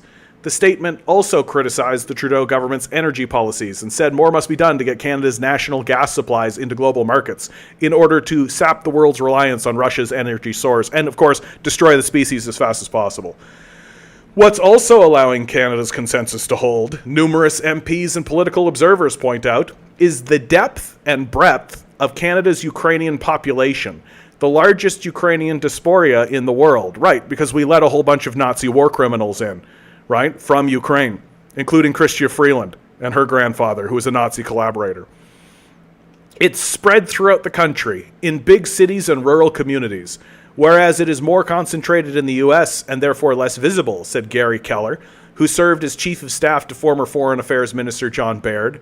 The strength of that Nazi community, there are also several parliamentarians of Ukrainian descent, helps drive the political consensus in Parliament, he pointed out. Explains a lot. Political strategist Larissa Waller, who is also Ukrainian, said support for the war has now transcended the diaspora, pointing to the flags and signs adjoining her non-Ukrainian neighbors' homes. So suckers, basically. She said where there exists political dissent over the war or concerns about defense spending, there also exists the opportunity to restate why backing Ukraine matters. It matters that we are fighting to protect our way of life. On top of Canada's support, billions of dollars have flowed from the U.S. and other allied nations over the course of the conflict. As of July, according to the American analysis, Ukraine has managed to take back about 50% of the territory seized. I love this. This blatant, bald-faced lie. Because the way Russia moved in the first place was from an all-sides border in order to try to get a diplomatic solution. And when that stopped, when that became obvious that that wasn't going to happen, they moved in to the eastern region, the Donbass region, right? And of course, this gets reported as if it's like, yeah, they took back 50% of the territory that was seized. It's a total fucking joke. A complete and total fucking joke. As the House of Commons Defense Committee, MPs have questioned defense officials on nearly $2 billion in military assistance, but committee chair and Liberal MP John McKay said, when MPs representing the 4 main political parties traveled in August to Britain, Estonia, Latvia, and Poland, looking at current defense challenges, we were rock solid. So you literally cannot vote against the war, right? That the psychopathic capitalist death cult is pro-war and pro-Nazi. At this point, I don't detect any erosion of any support for Ukraine politically in any way, shape, or form, said McKay. So I hope that holds in spite of the American politics and the craziness that is there. Yeah, because it's totally crazy to be anti-Nazi, right? It's totally crazy to be anti-Nazi. I think the EU did a major mistake trying to include Ukraine. That has not happened. No. It's not a mistake, right? Because it's all about making money. Like, this is something to understand. Like, what is happening is not a mistake. It is an intentional thing that NATO and the EU and America have committed to, because the goal is not to do anything to support people anywhere at any time. It's to make money for rich people exclusively. For the Rockefellers and the Chase Manhattan Bank, right? For weapons manufacturers like Raytheon, Lockheed Martin. That is all it is, exclusively. There is no other reason to do anything else. There's no other reason to believe anything else. That if it wasn't Ukraine, it would be somewhere else.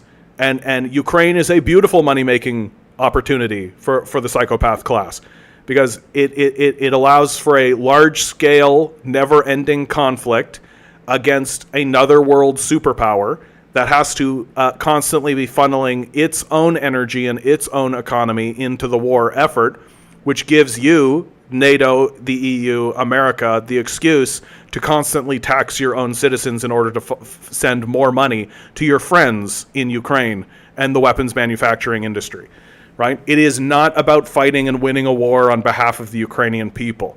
That if you buy into that idea, then you are a dupe of the highest order.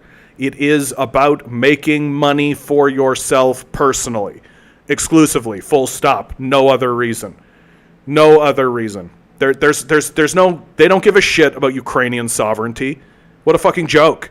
They don't give a fuck at all. If they cared about Ukrainian sovereignty, they never would have funded this war in the first place. They never would have actually done any of this in the first place, because Russia was not interested at all in engaging in this war. They did everything they possibly could after the coup in 2014, funded by NATO and the West. After that coup and then the subsequent Donbass war that occurred afterwards, fueled and funneled by the Azov regime and the Azov battalion, neo-Nazis that we were directly funding, that Russia was doing everything it could to actually find a diplomatic solution to this, and when it became obvious that there was no diplomatic solution, was forced into engaging in a military fight. And if America at any point was like, we shouldn't have a war, you know what they would have done? Stopped doing what they were doing. That they did what they were doing on purpose for money. And any other position, in my view, is crazy.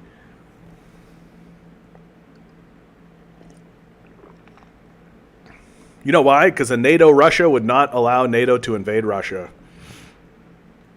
Yeah. Think about it. If Europe agreed in the past, Russia would be in NATO right now. Yeah, it's true. Jahode, good to see you. Why send Americans to fight when you can pay Ukraine to do it for cheaper without needing to follow any of our rules or expose ourselves to retaliation? Yeah.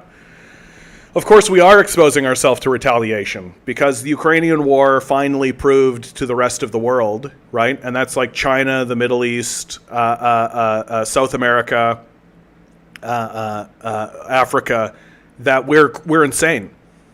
Like, up until that point, the wars that we were engaging in made a kind of logical sense on the national level. And historically speaking, nations and nation states can condemn wars of aggression and will condemn it, but there is this sort of sense of understanding that, like, well, yeah, of course you're going to do that, right? Like, of course America is going to go into Iraq and steal all that oil. Like, of course they're going to do that. You see the board, the game of world affairs, and you see how that's a move. It's scummy and it's shitty, but it makes a type of logical sense. What they're doing in Ukraine, outside of the personal glory position, is absolutely bonkers, crazy, go nuts, insane, madman, psychopath territory. And the entire rest of the world sees it. The entire rest of the world sees it. It's really, really obvious.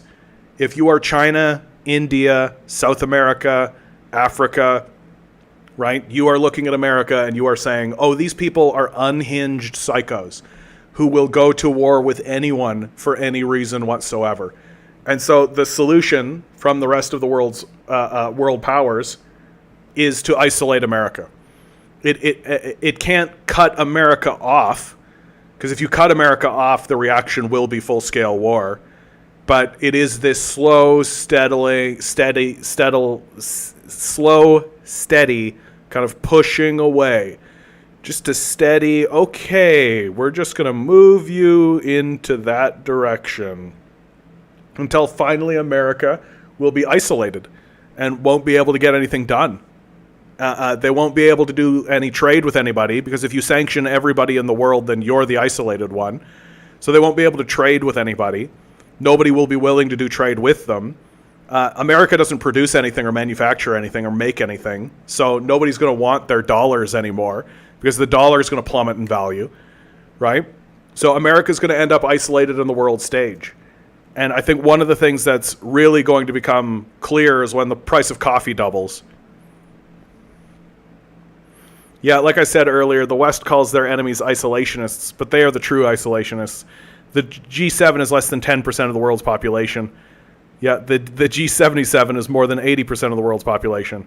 Well, you want to look at an organization like BRICS, right? Which is a trade agreement between Brazil, Russia, India, China, and South Africa that most of Africa and Saudi Arabia have now applied to join. And this is going to isolate America in a serious way. Have a good one, Twin Tower. And, say hi to your kid. I swallow. Bruh, I'm sorry, but do you seriously think that not every state will do the same shit if they had the opportunity? You think the elites in China, Russia, Iran, and Turkey are nice people? They also just want money. I mean, I think proof's in the pudding.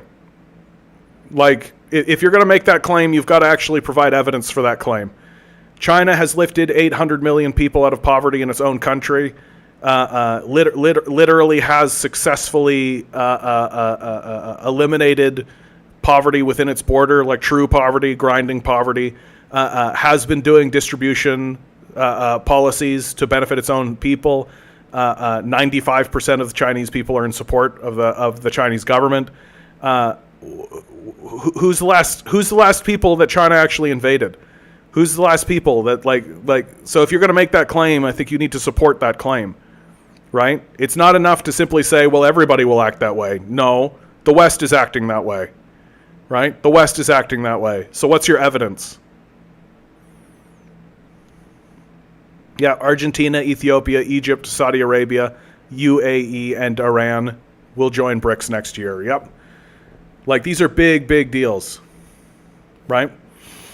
Yeah, when you are dishonest like the West is, you assume the worst of everyone, right? Evil expects evil. That's the phrase that gets used. Evil anticipates evil. But where's the evidence of it? Like, where's the evidence of it? Who has China invaded recently? Who has India invaded recently? Like, these countries are doing everything they can to raise their own populations out of poverty. And they're doing everything they can to throw off the shackles of colonialism and imperialism. Like, is the critique that they are fighting back? Is that the critique?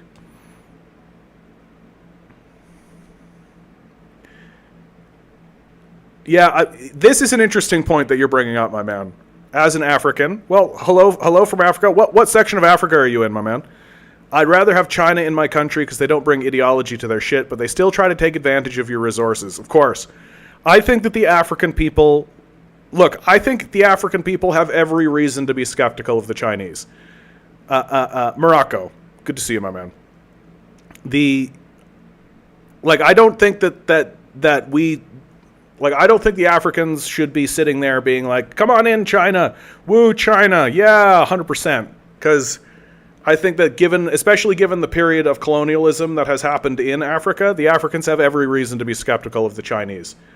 Right? That the Chinese are coming in. And of course the Chinese want those resources.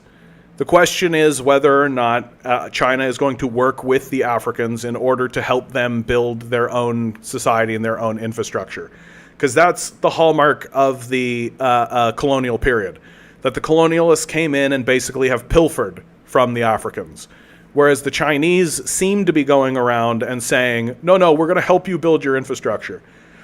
We're going to help you build your infrastructure. We're going to help you build up your own society, while simultaneously, in exchange, we get access to some of those resources. Right? It's what China calls win-win diplomacy. Now, is that what is going to happen? I can't tell you that, but I can tell you that so far that's how China is operating. So I think the Chinese are correct, the Africans are correct to be skeptical of China, but at the same time, I mean, evidence is evidence. How have the Chinese been acting? What have they been doing?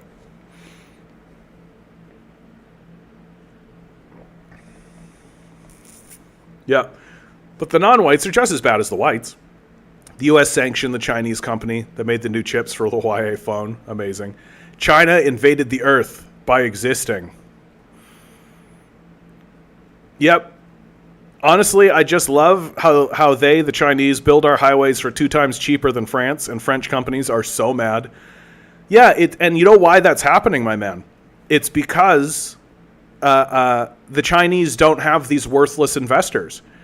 Right? That when the French come in with their French companies, they have something called investors and shareholders who are worthless, who provide no value whatsoever, who don't do any work at all, and yet demand the lion's share of the profits. And so it takes projects twice as long to be done, or if not 10 times longer to be done, and they're half as good. Meanwhile, the Chinese, when the Chinese go in, well, it's usually the workers who are in control, with state support, and they go in, and there are no investors. So there's no worthless parasites stuck onto the side of this thing saying, how do we siphon as much wealth away without doing any work at all? And so, of course, they're able to do it 2 times cheaper, right? Because they don't have these worthless parasites stuck onto the side of it. And I hope the French are mad. I hope the French are mad. But the French should get rid of their capitalists, and then they'd be able to compete. Most Africans want Europeans out, and Russia and China in Africa. Yeah, it's starting to happen, and it's going to be a significant change in world affairs. And that if the Chinese and the Russians are smart, and the Chinese are smart, right? The Chinese are smart. They're much, much smarter than Americans. And if the Chinese are smart, they are going to abide by this principle of win-win diplomacy. They are going to stay away from scandal. They are going to stay away from exploitation. That they are going to go into regions and they are going to say, we are here to work with you in order to help you build up your society and your culture so that you can prosper, and simultaneously we can get access to your resources so that we can prosper and that we will prosper together.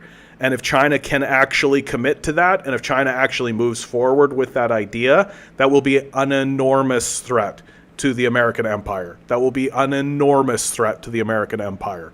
Because the American empire basically has been operating on, here's our gun, do you want to be shot or do you want to pick cotton? And that's basically American diplomacy. Have I seen the documentary about the Belgian committing genocide in the Congo? I have not. I've been watching this one. This one, Everything is a Rich Man's Trick, full documentary. Big shout out. I think this is worth it. This is worth the time. I'm only about an hour in, but so far, like, it's not new information to me, but it's good to see this information getting condensed in the way that it is. This guy goes through the links to the American corporate power structure to Nazi Germany. He goes through the links to the American power structure to the mafia. So he does a pretty good job. The one thing that I wish he wasn't using the word Illuminati, right? I wish he wasn't actually saying like the elite, any of that kind of stuff. Like, I don't like these kinds of terms because it sort of bestows these total frauds and gangsters with a type of prestige that they don't deserve at all. Like, these guys are Nazis and Nazi collaborators. Like my favorite one is how Henry Ford receives the Iron Cross from the Germans for providing the Germans with engines for their tanks, that kind of thing. So I've been paying attention to this one, Everything is a Rich Man's Trick. I'm not, again, he gets into like JFK assassination theory and all that kind of stuff. I am not convinced. That's where it is with the JFK assassination. Like, one of the things that I think about all the time about the JFK assassination is, couldn't it be just as likely that Castro managed to assassinate JFK? Couldn't it be just as likely that the Cubans actually managed this, right? And that the CIA is just incompetent and stupid? Couldn't that be just as likely? China understands that they create consumers by lifting people out of poverty. Well, I think that they just understand that it's better to have a world where people aren't in this grinding poverty. No, the CIA, I'm just in the middle of it, so I think I understand what you're saying, Tinker, but the CIA contracted it out to the Chicago outfit. Do we have a document that says so? Like, that to me is what matters. Like, is it just said, or do we actually have a real document that shows that that's the case? Because if we have a real document that shows that that's the case, I'd like to see that document. Like we're talking about a presidential assassination here, done by the CIA. Like, if that narrative is true, if the narrative is that the CIA managed to assassinate a United States president and get away with it, like, I feel like there should be a pretty hard evidence for that claim. Like, and I'm not going to start talking about it that way until I see that hard evidence. I understand why people want it to be true. I get that, but that's not how I operate. I would like to see the hard evidence. So, but in any case, that aside, still a worthwhile documentary because it is loaded with a lot of historical evidence and historical truth. That is interesting. This, of course, in reference to the NDP win in Manitoba. I like the Halloween connection. Very good. Scaring all of the conservatives around the block. Well, I think that we are getting into the phase and getting into the moment where we are going to begin the mandate for leadership, the conservative promise. What this is the guiding document from the Republican Party in the United States. I am mainly reading it because I enjoy how insane it is. It's actually a completely insane, bonkers, crazy, go-nut documentary, or document rather, that is really the Republicans saying the quiet part out loud. Basically a commitment 100% to fascism. Hooray, fascism is good. Let's keep doing fascism. And I am committed to reading through this 920-page document in full so that we can all understand together how fucking insane this whole system has become. The White House office, Rick Dearborn.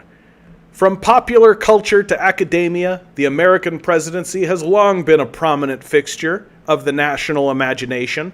Naturally, so since it is the beating heart of our nation's power and prestige. It has played, for instance, a feature role in innumerable movies and television shows, and has been prodded, analyzed, and critiqued by countless books, essays, and studies. But like nearly everything else in life, there is no substitute for first-hand experience, which this manual has compiled from the experience of presidential appointees and provides in accessible form for future use. With respect to the presidency, it is best to begin with our republic's foundational document. The Constitution gives the executive power to the president. It designates him as commander-in-chief and gives him the responsibility to take care that the laws be faithfully executed. It further prescribes that the president might seek the assistance of the principal officer in each of the executive departments. Beginning with George Washington, every president has been supported by some form of White House office, consisting of direct staff officers, as well as a cabinet comprised of department and agency heads. Since the inaugural administration of the late 18th century, citizens have chosen to devote both their time and their talent to defending and strengthening our nation by serving at the pleasure of the president. Their shared patriotic endeavor has proven to be a noble one, not least because the jobs in what is now known as the White House office are among the most demanding in all of government. The president must rely on the men and women who appoint to the WHO. There simply are not enough hours of the day to manage the affairs of state single-handedly. So, delegation is not just advisable, it is essential. The decisions that assistants and senior advisors will directly impact the administration, its legacy, and, most importantly, the fate of the country. Their agenda must therefore be the president's agenda. Choosing who will carry out that agenda on a daily basis is not only one of the first decisions a president makes in office, but also one of the most critical. The tone and tempo of an administration are often determined on January 20th. Chief of Staff. As with most of the positions that will be covered in this first chapter, the Chief of Staff is also an assistant to the President. However, the Chief is truly first among equals. Of all presidential staff members, the Chief is the most critical to implementation of the President's vision for the country. The Chief also has a dual role as manager of the staffs of both the WHO and the Executive Office of the President. The Chief of Staff's first managerial task is to establish an organizational chart for the WHO. It should be simple and contain clear lines of authority and responsibility to avoid conflicts.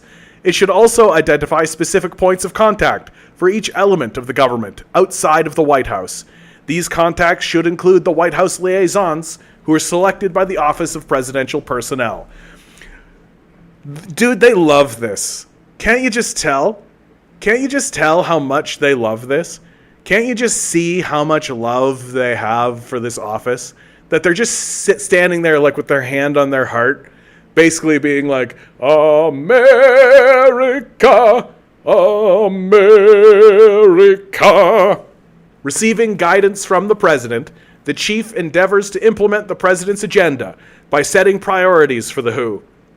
This process begins by taking stock of the president's campaign promises, identifying current and prospective opportunities, and then delegating policy priorities among the departments and agencies of the cabinet and throughout the 3 White House policy councils: the National Economic Councils, the Domestic Policy Council, and the National Security Council. The president is briefed on all of his policy priorities by his cabinet, and senior staff is directed by the chief. This is like a learning experience, eh? We're having like a little lesson right now. Am I going to be reading the whole of this 920-page document? Not right now, but I'm 56 pages in. I'm taking the last hour of my cast to do a reading of a section of it, because this thing is loaded with crazy fascist nonsense, dankly. And this is like a little learning experience. We're learning about the chief of staff. How lovely. All senior staff report to the chief of staff, either directly or through his 2 or 3 deputies, unless the president determines that a particular assistant to the president reports directly to him. Most chiefs have interacted directly with the cabinet officers and select members of direct reports. In most cases, the direct reports to the chief are his 2 or 3 deputies, the communications director, PPO director, White House counsel, and senior advisors. Occasionally, the Office of Public Liaison, the Cabinet Secretary, the Intergovernmental Affairs also report directly to the chief. Usually, however, they report instead to a Deputy Chief of Staff. The Chief of Staff's main challenge is time management. His use of his deputies, meetings with senior staff, and direction provided to the WHO must all balance with the daily needs of a president. So in Trump's case, that's his tweeting time. A successful chief steers the West Wing using his management and influence with the various individuals and entities around him. It goes without saying that selecting the right person to be chief is vital. Deputy Chiefs of Staff. In recent years, presidents typically... I feel like they're writing this document in the hope that Donald Trump will read it and that he will not.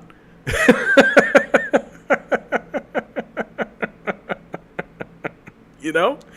Like that they're just like, so, Mr. Trump, here is what a chief of staff is, right? Chief of staff. Here is what a deputy chief of staff is, right? They're like really, really breaking this down. They're like really breaking this down, and they're just like crossing their fingers, being like, come on, Donald Trump. We spent so much time writing this.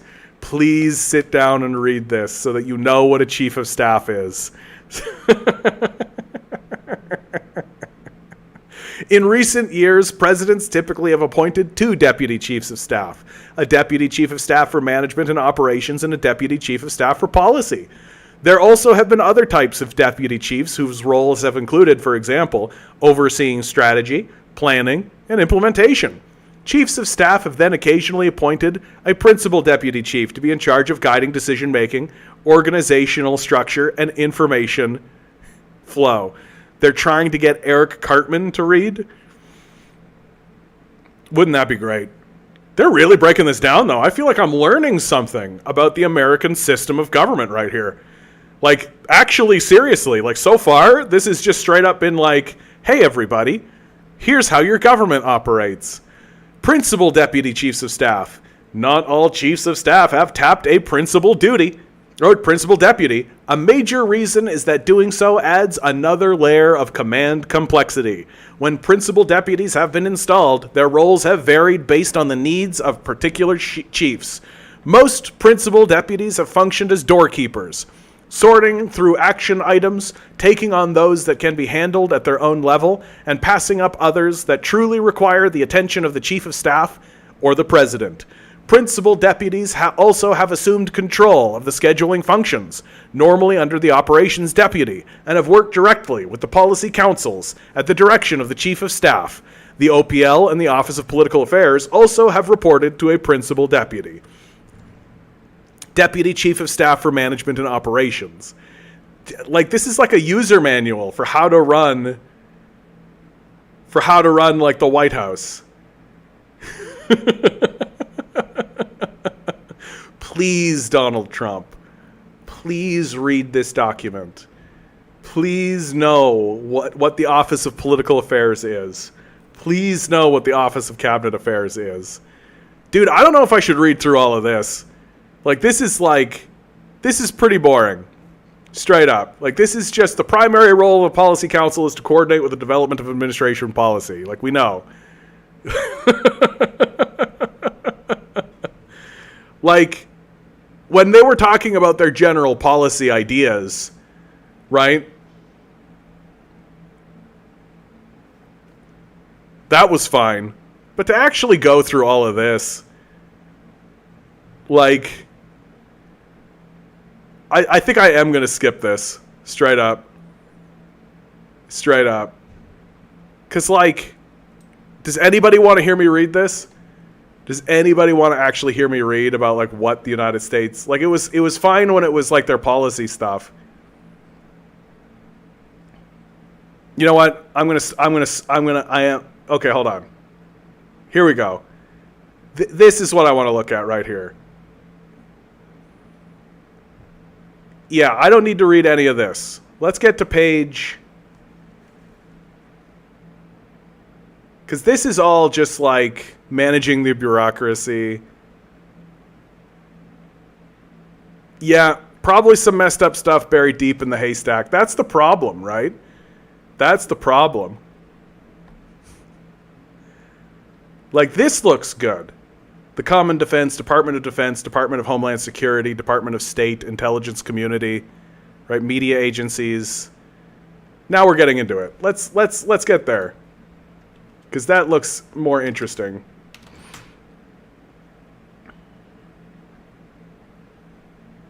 National Space Council. Now we're talking. Now we're talking. Oh, that didn't do what I wanted it to do. Hold on. Sorry, guys. I'm the most organized person ever. You are never going to see anybody who is more organized than me right now. Not shocked at all. Department of Homeland Security. Primary recommendation. Here you go. Our primary recommendation is that the president pursue legislation to dismantle the Department of Homeland Security. Now we're talking. Now we're talking, right? After 20 years, it has not gelled into one DHS. Instead, its various components, different missions, have outweighed its decades-long attempt to function as one department, rendering the whole disjointed rather than cohesive. Breaking up the department along its mission lines would facilitate mission focus and provide opportunities to reduce overhead and achieve more limited government. In lieu of a status quo DHS, we recommend that the U.S. Customs and Border Protection be combined with Immigration and Customs Enforcement, U.S. Citizenship and Immigration Services, the Department of Health and Human Services, the Office of Refugee Resettlement, and the Department of Justice, Executive Office for Immigration Review, and Office of Immigration Litigation into a standalone border and immigration agency at the cabinet level. More than 100,000 employees, making it the third largest department measured by manpower. The Cybersecurity and Infrastructure Security Agency be moved to the Department of Transportation. So hold on, wait a second. These guys are all about like decentralizing the government. They're all about small government. They're all about like diffusing government power, and they're talking about creating centralized bureaucracies. Right? These guys are all about like smashing up centralized bureaucracies, and here they are talking about creating a central bureaucracy. That's amazing. The Federal Emergency Management Agency be moved to the Department of the Interior, or combined.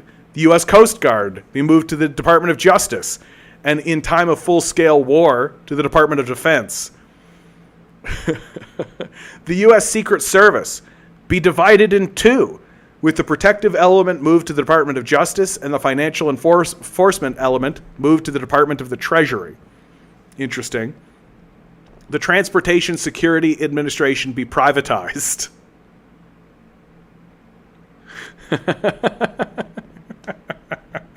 As if trying to get through your flight isn't already hellish enough, right? As if it isn't hellish enough to get onto a plane. Now it's all going to be privatized. Perfect. The Science and Technology Directorate be moved to Department of Defense, and the Office of Countering Weapons of Mass Destruction be moved to the FBI. All of the remaining supporting components could be dismantled because their functions already exist in the moving components as well as the receiving departments. Cutting these costs would save the American taxpayers significant sums. Unless and until this dismantling recommendation is pursued and achieved, however, the Department of Homeland Security will statutorily continue to exist, and it needs many reforms. Accordingly, we now turn to recommended changes in the DHS as it exists now. It's important to remember that the Department of Homeland Security was put together by the Bush administration, right? That this is Dick Cheney's project, right? It's 100% that they created the Department of Homeland Security to act as an arm of essentially Dick Cheney, so that Dick Cheney could make $1 billion doing fuck all, right? Yeah, so scary that all these health and poverty-related bureaus are being connected with so many other violent institutions. Well, the goal is not to alleviate poverty. It's to manage those who are in poverty. That's the goal, right? It isn't to lift people out of their prospective poverty. It's to make sure that they don't act violently, right? That's the whole point. Mission statement. The Department of Homeland Security protects the American homeland and prepares for terrorism and other hazards in both the physical and cyber realms, provides for secure and free movement of trade and travel, and enforces U.S. immigration laws impartially. I love that. Impartially, sure. Overview. The Department of Homeland Security was created in the aftermath of the terrorist attacks of September 11th, 2001, and subsequent mailings of anthrax spores. The Homeland Security Act of 2002, which created the department, states that DHS's primary mission is to prevent terrorist attacks within the U.S., reduce the nation's vulnerability to terrorism, minimize the damage from and assist in the recovery from any terrorist attacks, prepare and respond to natural and man-made crises and emergencies, and monitor connections between illegal drug trafficking and terrorism, coordinate efforts to sever such connections, and interdict illegal drug trafficking. So just like do things that are already happening in other departments, but at Dick Cheney's behest. Unfortunately for our nation, the federal government's newest department became like every other federal agency, bloated, bureaucratic, and expensive. Yeah, so Dick Cheney could make a lot of money. It also lost sight of his mission priorities. I mean, it was never intended to be like an organization that was supposed to achieve anything. Right? It literally, like, I called this the second the legislation was drawn up. I said straight out loud, I wish I had a recording of it so that I could be like, see? I said straight out, this is just a way to funnel money away from the American people. That's all it is. That this entire administration is just getting, it's just a way for Dick Cheney to go to the Congress and to the Senate and be like, we need more money to fight terrorism. Terrorism needs to be fought. And so they're like, okay, Dick Cheney, here's another $3 billion, Dick Cheney, right? And then they create like the edifice of some offices, right? They draw up some stuff. Maybe they even have people in the institution who are actually like, yeah, I'm here to fight terrorism. I'm here to fight terrorism all the way. Fighting that terrorism all the way. And meanwhile, Dick Cheney is just like raking in taxpayer money, right? He knows how to do it. He knows how to scam this system. That's what he's been doing his whole life. And that's what this organization is actually about. And so no big surprise, like 30 years later, somebody standing up and being like, this organization doesn't actually do anything, right? But check it out. It gets way better. DHS has also suffered from the left's wokeness and weaponization against Americans, whom the left perceives as its political opponents. Of course, you got to get that wokeness in there, right? You got to get that wokeness in there. Everything's woke. Everything I disagree with is woke. To truly secure the homeland, a conservative administration needs to return the department to the right mission, the right size, and the right budget. This would include reorganizing the department and shifting significant resources away from several supporting components to the essential operational components, prioritizing border security and immigration enforcement, including detention and deportation, is critical if we are to regain control of the border, repair the historic damage done by the Biden administration, return to a lawful and orderly immigration system, and protect the homeland from terrorism and public safety threats. This also includes consolidating the pieces of the fragmented immigration system into one agency to fulfill the mission more efficiently. Straight up, just like, we need to make sure Homeland Security becomes terrorists at the border. Just open fire on whoever's there, right?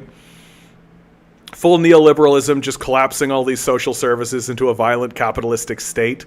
Yep. We knew it was coming. We knew it was here, right? We knew it was here. I had to jump ahead a little bit to get to it, but yet the calls for violent policing, right? That's the solution.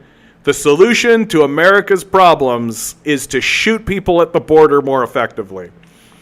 The Cybersecurity and Infrastructure Security Agency is a DHS component that the left has weaponized to censor speech and affect elections at the expense of securing the cyber domain and critical infrastructure, which are threatened daily.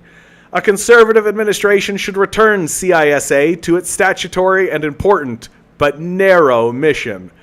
The bloated DHS bureaucracy and budget, along with the wrong priorities, provide real opportunities for a conservative administration to cut billions in spending and limit government's role in Americans' lives. These opportunities include privatizing TSA screening and the Federal Emergency Management Agency, National Flood Insurance Program, reforming FEMA emergency spending to shift the majority of preparedness and response costs to states and localities instead of the federal government. The entire point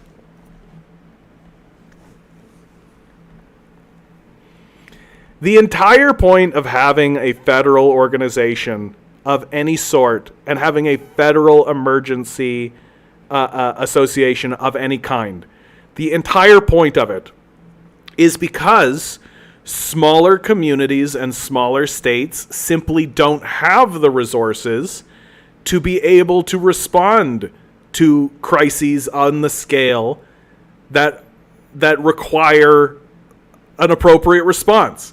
Like, the people of New Orleans, which is one of the poorest states in the Union, do not have the necessary resources to respond to massive flooding. They do not have the resources. The reason why you want a federal body is so that larger organizations and larger states can actually respond during periods of crisis. They are essentially saying here what I have been saying all along, which is that we are planning on abandoning you. We are planning on abandoning you. That we are privatizing the TSA, which means that the TSA is going to become cumbersome and pointless. They're going to privatize the Federal Emergency Management Agency and National Flood Insurance Program, which is going to make it cumbersome and pointless. And then they're going to reform the emergency spending to FEMA to shift the majority of preparedness and response to the state, to individual states, thereby completely undercutting the entire point of the organization in the first place. Absolutely perfect. Absolutely perfect. A successful DHS would secure and control the border, thoroughly enforce immigration laws, correctly and efficiently adjudicate immigration benefit applications while rejecting fraudulent claims. This is a great way of saying poor people leave, rich people in. Secure the cyber domain and collaborate with critical infrastructure sectors to maintain their security.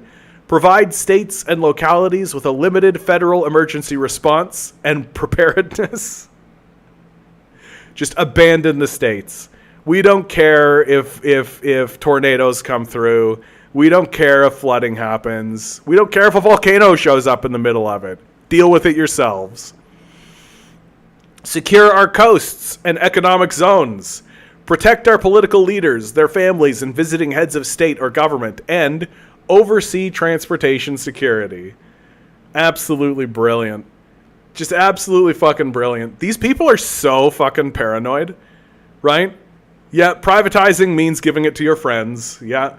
Like the paranoia that exists. Like secure and control the border. Like we are so terrified of non-white people. It's crazy. It's amazing to see how terrified of non-white people we are. Our strategy is blow up other nations, render them completely impoverished, sanction them to death, and anybody who flees from the destruction that we riot, imprison them at our border. Amazing. And what we could do is none of that, right? Imagine the money we would save doing none of that. Office of the Secretary. In the next administration, the Office of the Secretary should take on the following key issues and challenges to ensure the effective operations of the Department of Homeland Security. Yep, correctly differentiate good people from the dirty poors. Expansion of dedicated political personnel. The Secretary of Homeland Security is a presidentially appointed and Senate-confirmed political appointee, but for budgetary reasons, he or she has historically been unable to fund the dedicated team of political appointees because it's like a paper, like it doesn't exist as an organization, right? These guys are complaining that like this organization doesn't really seem to do anything. Has it always just existed in order to funnel money away from taxpayers? You know what we should use it for? We should use it to go after the dirty, poor immigrants. A key first step for the secretary to improve front office functions is to have his or her own dedicated team of political appointees selected and vetted by the Office of the Presidential Personnel, which is not reliant on detailees from other parts of the department, to help ensure the completion of the next president's agenda, which, as they've laid out, is isolationism, right? Like, America's doing it to itself. It's isolating itself. This whole document is trying to tell you we're going to shut our borders down, let the rich in, and let the poor suffer. An aggressive approach to Senate-confirmed leadership positions. While Senate confirmation is a constitutionally necessary requirement for appointing agency leadership, the next administration may need to take a novel approach to the confirmations process to ensure an adequate and rapid transition.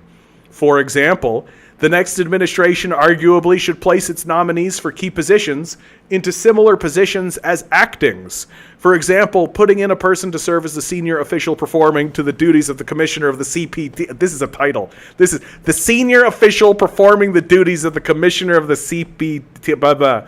While that person is going through the confirmation process to direct ICE or become the secretary. I cannot wait until these guys start talking about ICE. This is going to be great. Like literally like neo-Nazis on the borders incarcerating people and putting them in concentration camps. This approach would both guarantee implementation of a day one agenda and equip the department for potential emergency situations while still honoring the confirmation requirement.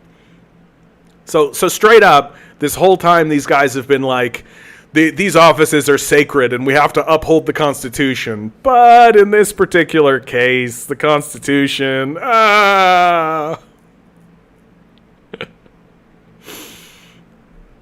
The department should also look to remove lower level but nevertheless important positions that currently require Senate confirmation from the confirmation requirement, although this effort would require legislation and might also be mooted in the event of legislation that closes proportions of the department that have Senate blah blah blah blah blah.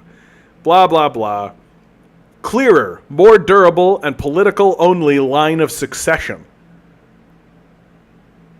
What does this mean, do you think?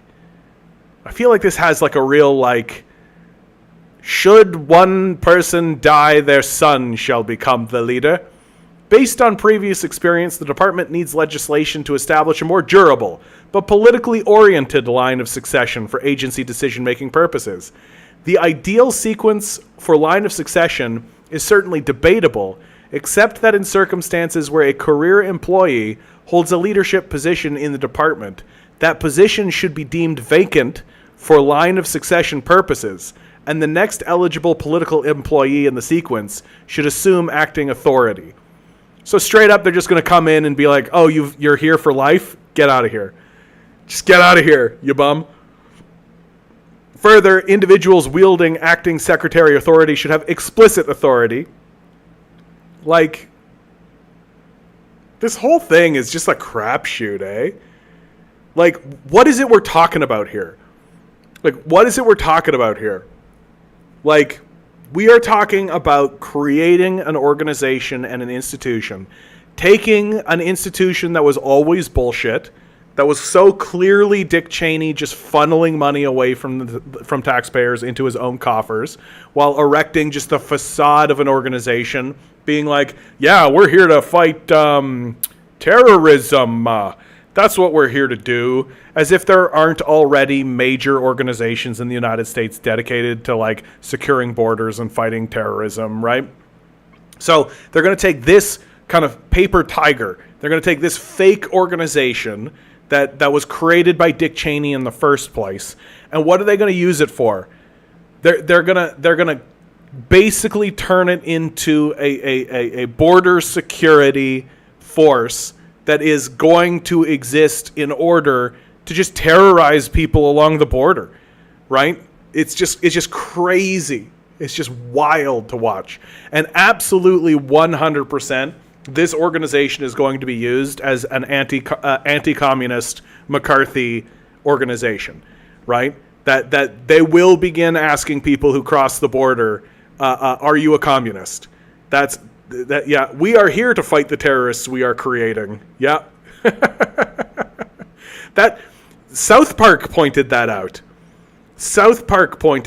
They pointed out that what we are doing on the border is creating the Joker. We are actively creating the villains that we need to have the organization to fight. It's so, and here it is, just in black and white ink, just straight up. Here's us creating an enormous evil organization for future generations. Oh God, it's just so fucking painful. Non-use of discretionary guest worker visa authorities. To stop facilitating the availability of cheap foreign labor in order to support American workers, particularly poor and middle-class American workers, and follow congressional intent, the Secretary should explicitly cease using at least 2 discretionary authorities as part of his or her broader effort to support American workers. The Secretary should make it clear that he or she will not use the Secretary's existing discretionary authority to increase the number of H-2B seasonal non-agricultural visas above the statutory set cap, and the Secretary should not issue any regulations in support of the H-2 eligible country list, the effect of which would prevent favoring certain foreign nationals seeking an H-2 guest worker visa based simply on their nationality. So, I'm ostensibly in favor of this idea, but it does mean that, American industries are going to collapse, right? So many industries in America rely on this cheap labor that comes up, right? They rely on it, and nobody is going to work for the wages that they're paying for the job that they're offering. Restoration of honesty and transparency. The Secretary should use his or her inherent authority as leader of the department to follow up with congressional and other partners to disclose information and provide the transparency that has been instructed during the Biden administration. Right? You're talking about an organization that was created by the Bush administration. Like, this organization that we are talking about, the Department of Homeland Security, was created by the Bush administration. And here they are. It's the Biden administration. That's the problem. The Secretary should proceed from the assumption that congressional inquiries and public information requests were unfulfilled and then seek to fulfill them. Well, that's nice. That's nice. Replacement of the entire Homeland Security Advisory Committee. The Secretary should plan to quickly remove all current members of the Homeland Security Advisory Committee and replace them as quickly as is feasible. I love it. Like, right at the bottom of this, they're literally just like, yeah, all these suckers, they gotta go. We need some new suckers in here. We can't have people in here who know what's been going on. We can't have anybody in here that has like a historical memory of what this whole thing has been about. No, we need new people in here, fresh eyes, so that nobody knows what's been going on and nobody has any idea what's been happening. Just tear out the memory of the whole thing. U.S. Customs and Border Protection. If all immigration agencies are not merged, including USCIS and ORR, then an appropriate third alternative would be to consolidate ICE and CBP to form a combined border security and immigration agency. This would integrate critical interdiction, enforcement, and investigative resources, enhancing coordination and refocusing collective efforts in the vast and complex cross-border threats impacting our nation's health, safety, and national security. It would also simultaneously add efficiencies to our nation's capacity to facilitate lawful trade and travel. Like, I'm so looking forward to when these guys start talking about ICE. ICE is there. There it is. Here it is. Okay, we're going to get there. ICE is one of these crazy organizations that you just like are blown away that it actually exists. You're actually sitting there being like, how is it possible that there is actually an organization that exists to just round up people and incarcerate them on a permanent basis without any trial whatsoever in like concentration camps? And this is what's happening in America. A conservative administration should eliminate any prohibitive guidance, direction, or mandate from DHS or the administration that curtails or limits CBP from publishing detailed border security and enforcement data not impacting intelligence, interdiction, and investigative operations, methods, or sources. DHS should use a regulation mandating that CBP publish accurate and timely border security data readily available to the public on a regular basis that would avoid White House and DHS leadership on a regular basis that avoid White House and DHS leadership review and approval. So just like these guys are just going to publish their numbers to the public with nobody looking at them, right? I gotta get down to here. This is what I really want to do. First of all, like ICE government website. I just gotta show this. Like, this website is so... The last time I looked at it, it was so fucked up. It was like... They were actually showing who we are. U.S. Immigrations and Customs Enforcement. $8 billion budget, primarily devoted to 3 operational directorate: Homeland Security investigations, enforcement and removal operations, so kicking in people's doors and kidnapping them, an Office of Principal Legal Advisor, a 4th directorate, Management and Administration. Like, the whole job of ICE is to kick people's doors in and kidnap them for the crime of being there, right? Just this, the horrible, horrific crime of being there. I've lost it. I've lost my place. I'm the greatest. This is the most organized I've ever been in my life. Did I lose it for real? Is that what happened just here? Well, I've lost it. Even though I was exactly where I wanted to be. I'm the greatest. This is the greatest. I'm super well organized, you guys. What a clusterfuck this is. Like, what a clusterfuck this whole fucking thing is. And I am more or less convinced that the conservatives are likely going to be the ones who get into office next. Do I actually have to from the start? All right. Total bonkers, crazy, go nuts. Like, your goal is literally to create a concentration camp system along the border that is going to actually and for real just round people up and kick in their doors because they're there. Because they managed to get through your dumb border security office. And it's like, what's the negative impact here? What's the negative impact on just having people be in your country? Right? What's the negative effect of having people just in your country? Dude, they have a section about the office of the First Lady. This was so thorough. I'm so glad that I skipped this.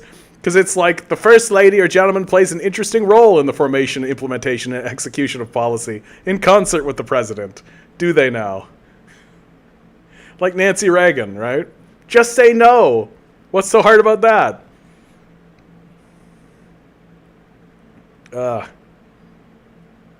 Okay, I have officially lost my spot, and I don't want to lose my spot.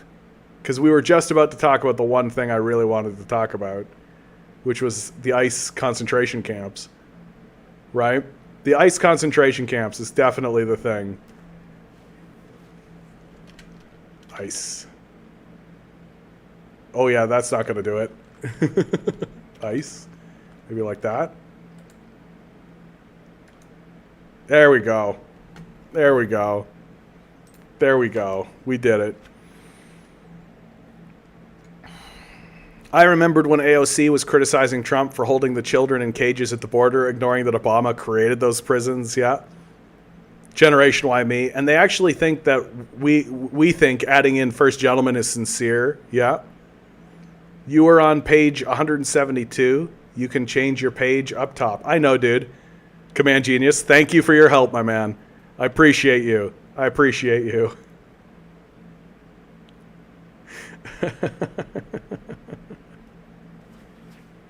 Dude, this document is so fucking wild. Like, this document is so fucking wild. These guys are just, like, straight up, like, just... It's like reading a document written by the Nazis, but they don't realize they're the Nazis. You know? That they're actually sitting here being like, no, we're good God-fearing Christians. We're here to help everybody out in the world. We want to make sure everybody, every God-fearing American is protected and has a good existence out in the world. Meanwhile, their policies are like, let's bomb Nicaragua and then shoot people who show up at the border. U.S. Immigration and Customs Enforcement, ICE. This is what I've been waiting for the whole time. This is going to be crazy. Needed reforms. Since the formation of the DHS, ICE has increasingly been tasked with auxiliary missions that have little or nothing to do with either immigration or customs enforcement. To return ICE to its primary mission, any new administration that wishes to restore the rule of law to our immigration enforcement efforts should order ICE to stop closing out pending immigration cases and apply the Immigration and Nationality Act as written by Congress. The Biden administration closed out tens of thousands of immigration cases that had already been prepared and were slated for expedited removal processings or hearings before the U.S. Immigration Court. This misguided action constituted an egregious example of lawlessness that allowed thousands of illegal aliens and other immigration violators to go free in the United States. Oh no, you guys. Oh no. Biden emptied out the concentration camps and just let these random people, who are probably like harmless for the most part, into your society. Meanwhile, we're literally immigrating Nazis into our borders. We're straight up just like, Nazis, come on in. Come on in, Nazis. Let's fill out that paperwork, Nazis. Oh yeah, you're a Ukrainian that was fighting against the Russians in World War II? Welcome aboard. Welcome aboard. Oh, you're a mom running away from a country that we ourselves were responsible for destroying? Stay out, illegal alien. You're a terrifying force. Oh, it's a white guy with blonde hair and blue eyes, who we know is anti-communist. Why? Because he's a Nazi. It's a brown woman. I don't think so. I think that might be a communist right there. Direct ICE to stop ignoring criminal aliens identified through the 287G program. Ultimately, Congress should prevent ICE from ignoring criminal aliens identified by local law enforcement agencies that are partners in the 287G program. So, what is a criminal alien? Are they brown? However, before congressional action, ICE should be directed to take custody of all aliens with records for felonies, crimes of violence, DUIs, previous removals, and any other crime that is considered a national security or public safety threat as defined under current laws. You know, things like standing on street corners, right? Like things like crossing the street at an inappropriate intersection. Things like looking shady. You know, crimes. Eliminate T and U visas. Victimization should not be the basis for an immigration benefit. If an alien who is trafficked or crime victim is actively and significantly cooperating with law enforcement as a witness, the S visa is already available and should be used. Pending elimination of the T and U visas, the Secretary should significantly restrict eligibility for each visa to prevent fraud. Man, I can't imagine why the aliens are not trying to contact us, eh? I just can't imagine why they're looking up from they're up there, and our government has been like, yeah, we've discovered that there are aliens and that they live up in the sky and that we made contact with them and all that. I can't imagine why the aliens are not being like, hello, people of Earth, how are you? Issue clear guidance regarding detention and bond for aliens. Thousands of illegal aliens are allowed to bond out of immigration detention, only to disappear into the interior of the United States, where many commit crimes and many others disappear, never to be heard of again. This occurs primarily because of poorly worded bond regulations, contradictory bond policy memoranda, and poor practices for managing released aliens and the Alternatives to Detention program, which requires significant reform. Like, the whole underlying principle, right, is racist. The entire underlying principle of all of this is that these people are foreigners, they are outsiders, they are aliens, and they should be completely forbidden from interacting or like many others disappear, never to be heard from again. What kind of creepy things are they getting up to? What kind of illicit behavior are these illegal aliens getting involved in our sacred American pure white borders? Prioritize national security in the student and exchange visitor program. ICE should end its current cozy deference to educational institutions and remove security risks from the program. This requires working with the Department of State to eliminate or significantly reduce the number of visas issued to foreign students from enemy nations. They're just saying it. Enemy nations. Like, America considers all of its nations, all nations, to be enemy nations. Right? Like, with the exception of like Canada and parts of Europe, Everybody's an enemy to America, right? Oh, can't forget about Australia, of course. Most of the foregoing can be accomplished rapidly and effectively through executive action that is both lawful and appropriate. I love that they need to clarify this. That they're just like, it's appropriate what we're doing. This is an appropriate thing that we're definitely planning to do. It's not Nazism. We're not planning on just rounding up thousands and thousands of brown people and locking them in cells, right? We're certainly not planning on putting them in like furnaces or anything like that. That's certainly off the table. This is going to be an appropriate rounding up of the brown population. Additionally, ICE should clarify who is responsible for enforcing its criminal and civil authorities. It should also remove self-imposed limitations on its nationwide jurisdiction. Brutal.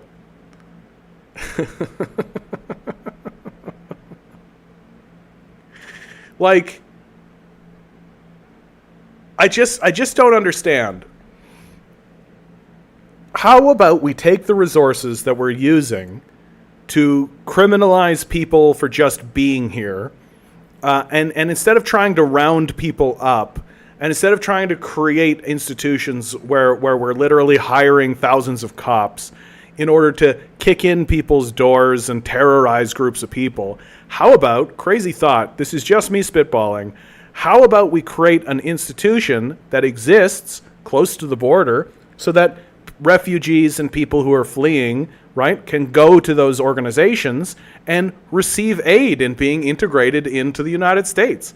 We could teach them English. We could teach them a trade. We could get them integrated into the local community and into the local organization. Sure, we need a little bit of security because there's going to be certain activity that's going to happen that we definitely need security for, but that shouldn't be the primary thrust of the whole thing. Shouldn't a country that is experiencing a population decline due to low birth rates be interested in the people who are trying to come up to America? Shouldn't we be trying to facilitate organizations in order to actually build up America?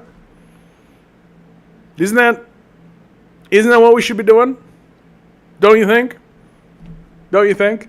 But these people are brown, illegal aliens. Not many of them are rapists. Like, bruh.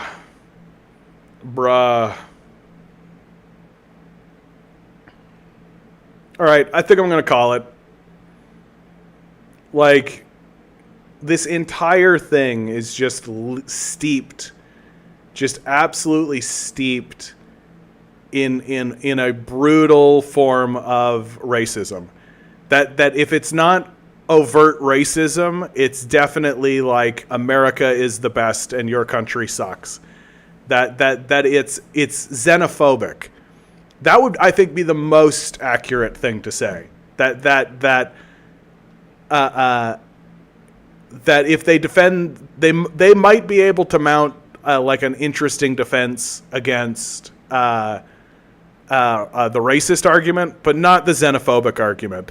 That the entirety of this document, the entirety of this is just steeped in the idea that they are non-Americans, so that therefore they are terrifying, and we need to keep them away from us, and that every single individual needs to be vetted, and we're not going to create a system to vet these people that is efficient or interesting.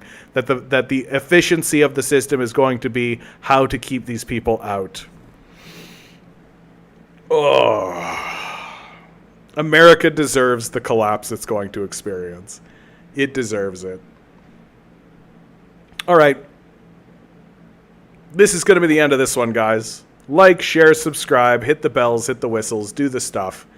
Always remember, each and every one of you is a quantum being walking around in quantum energy. These billionaires are spending hundreds of billions of dollars in the hopes you'll never realize it. You'll just stay the good little commodity they need you to be. Rebel. Revolt. Repent. Good luck. We're going to need it.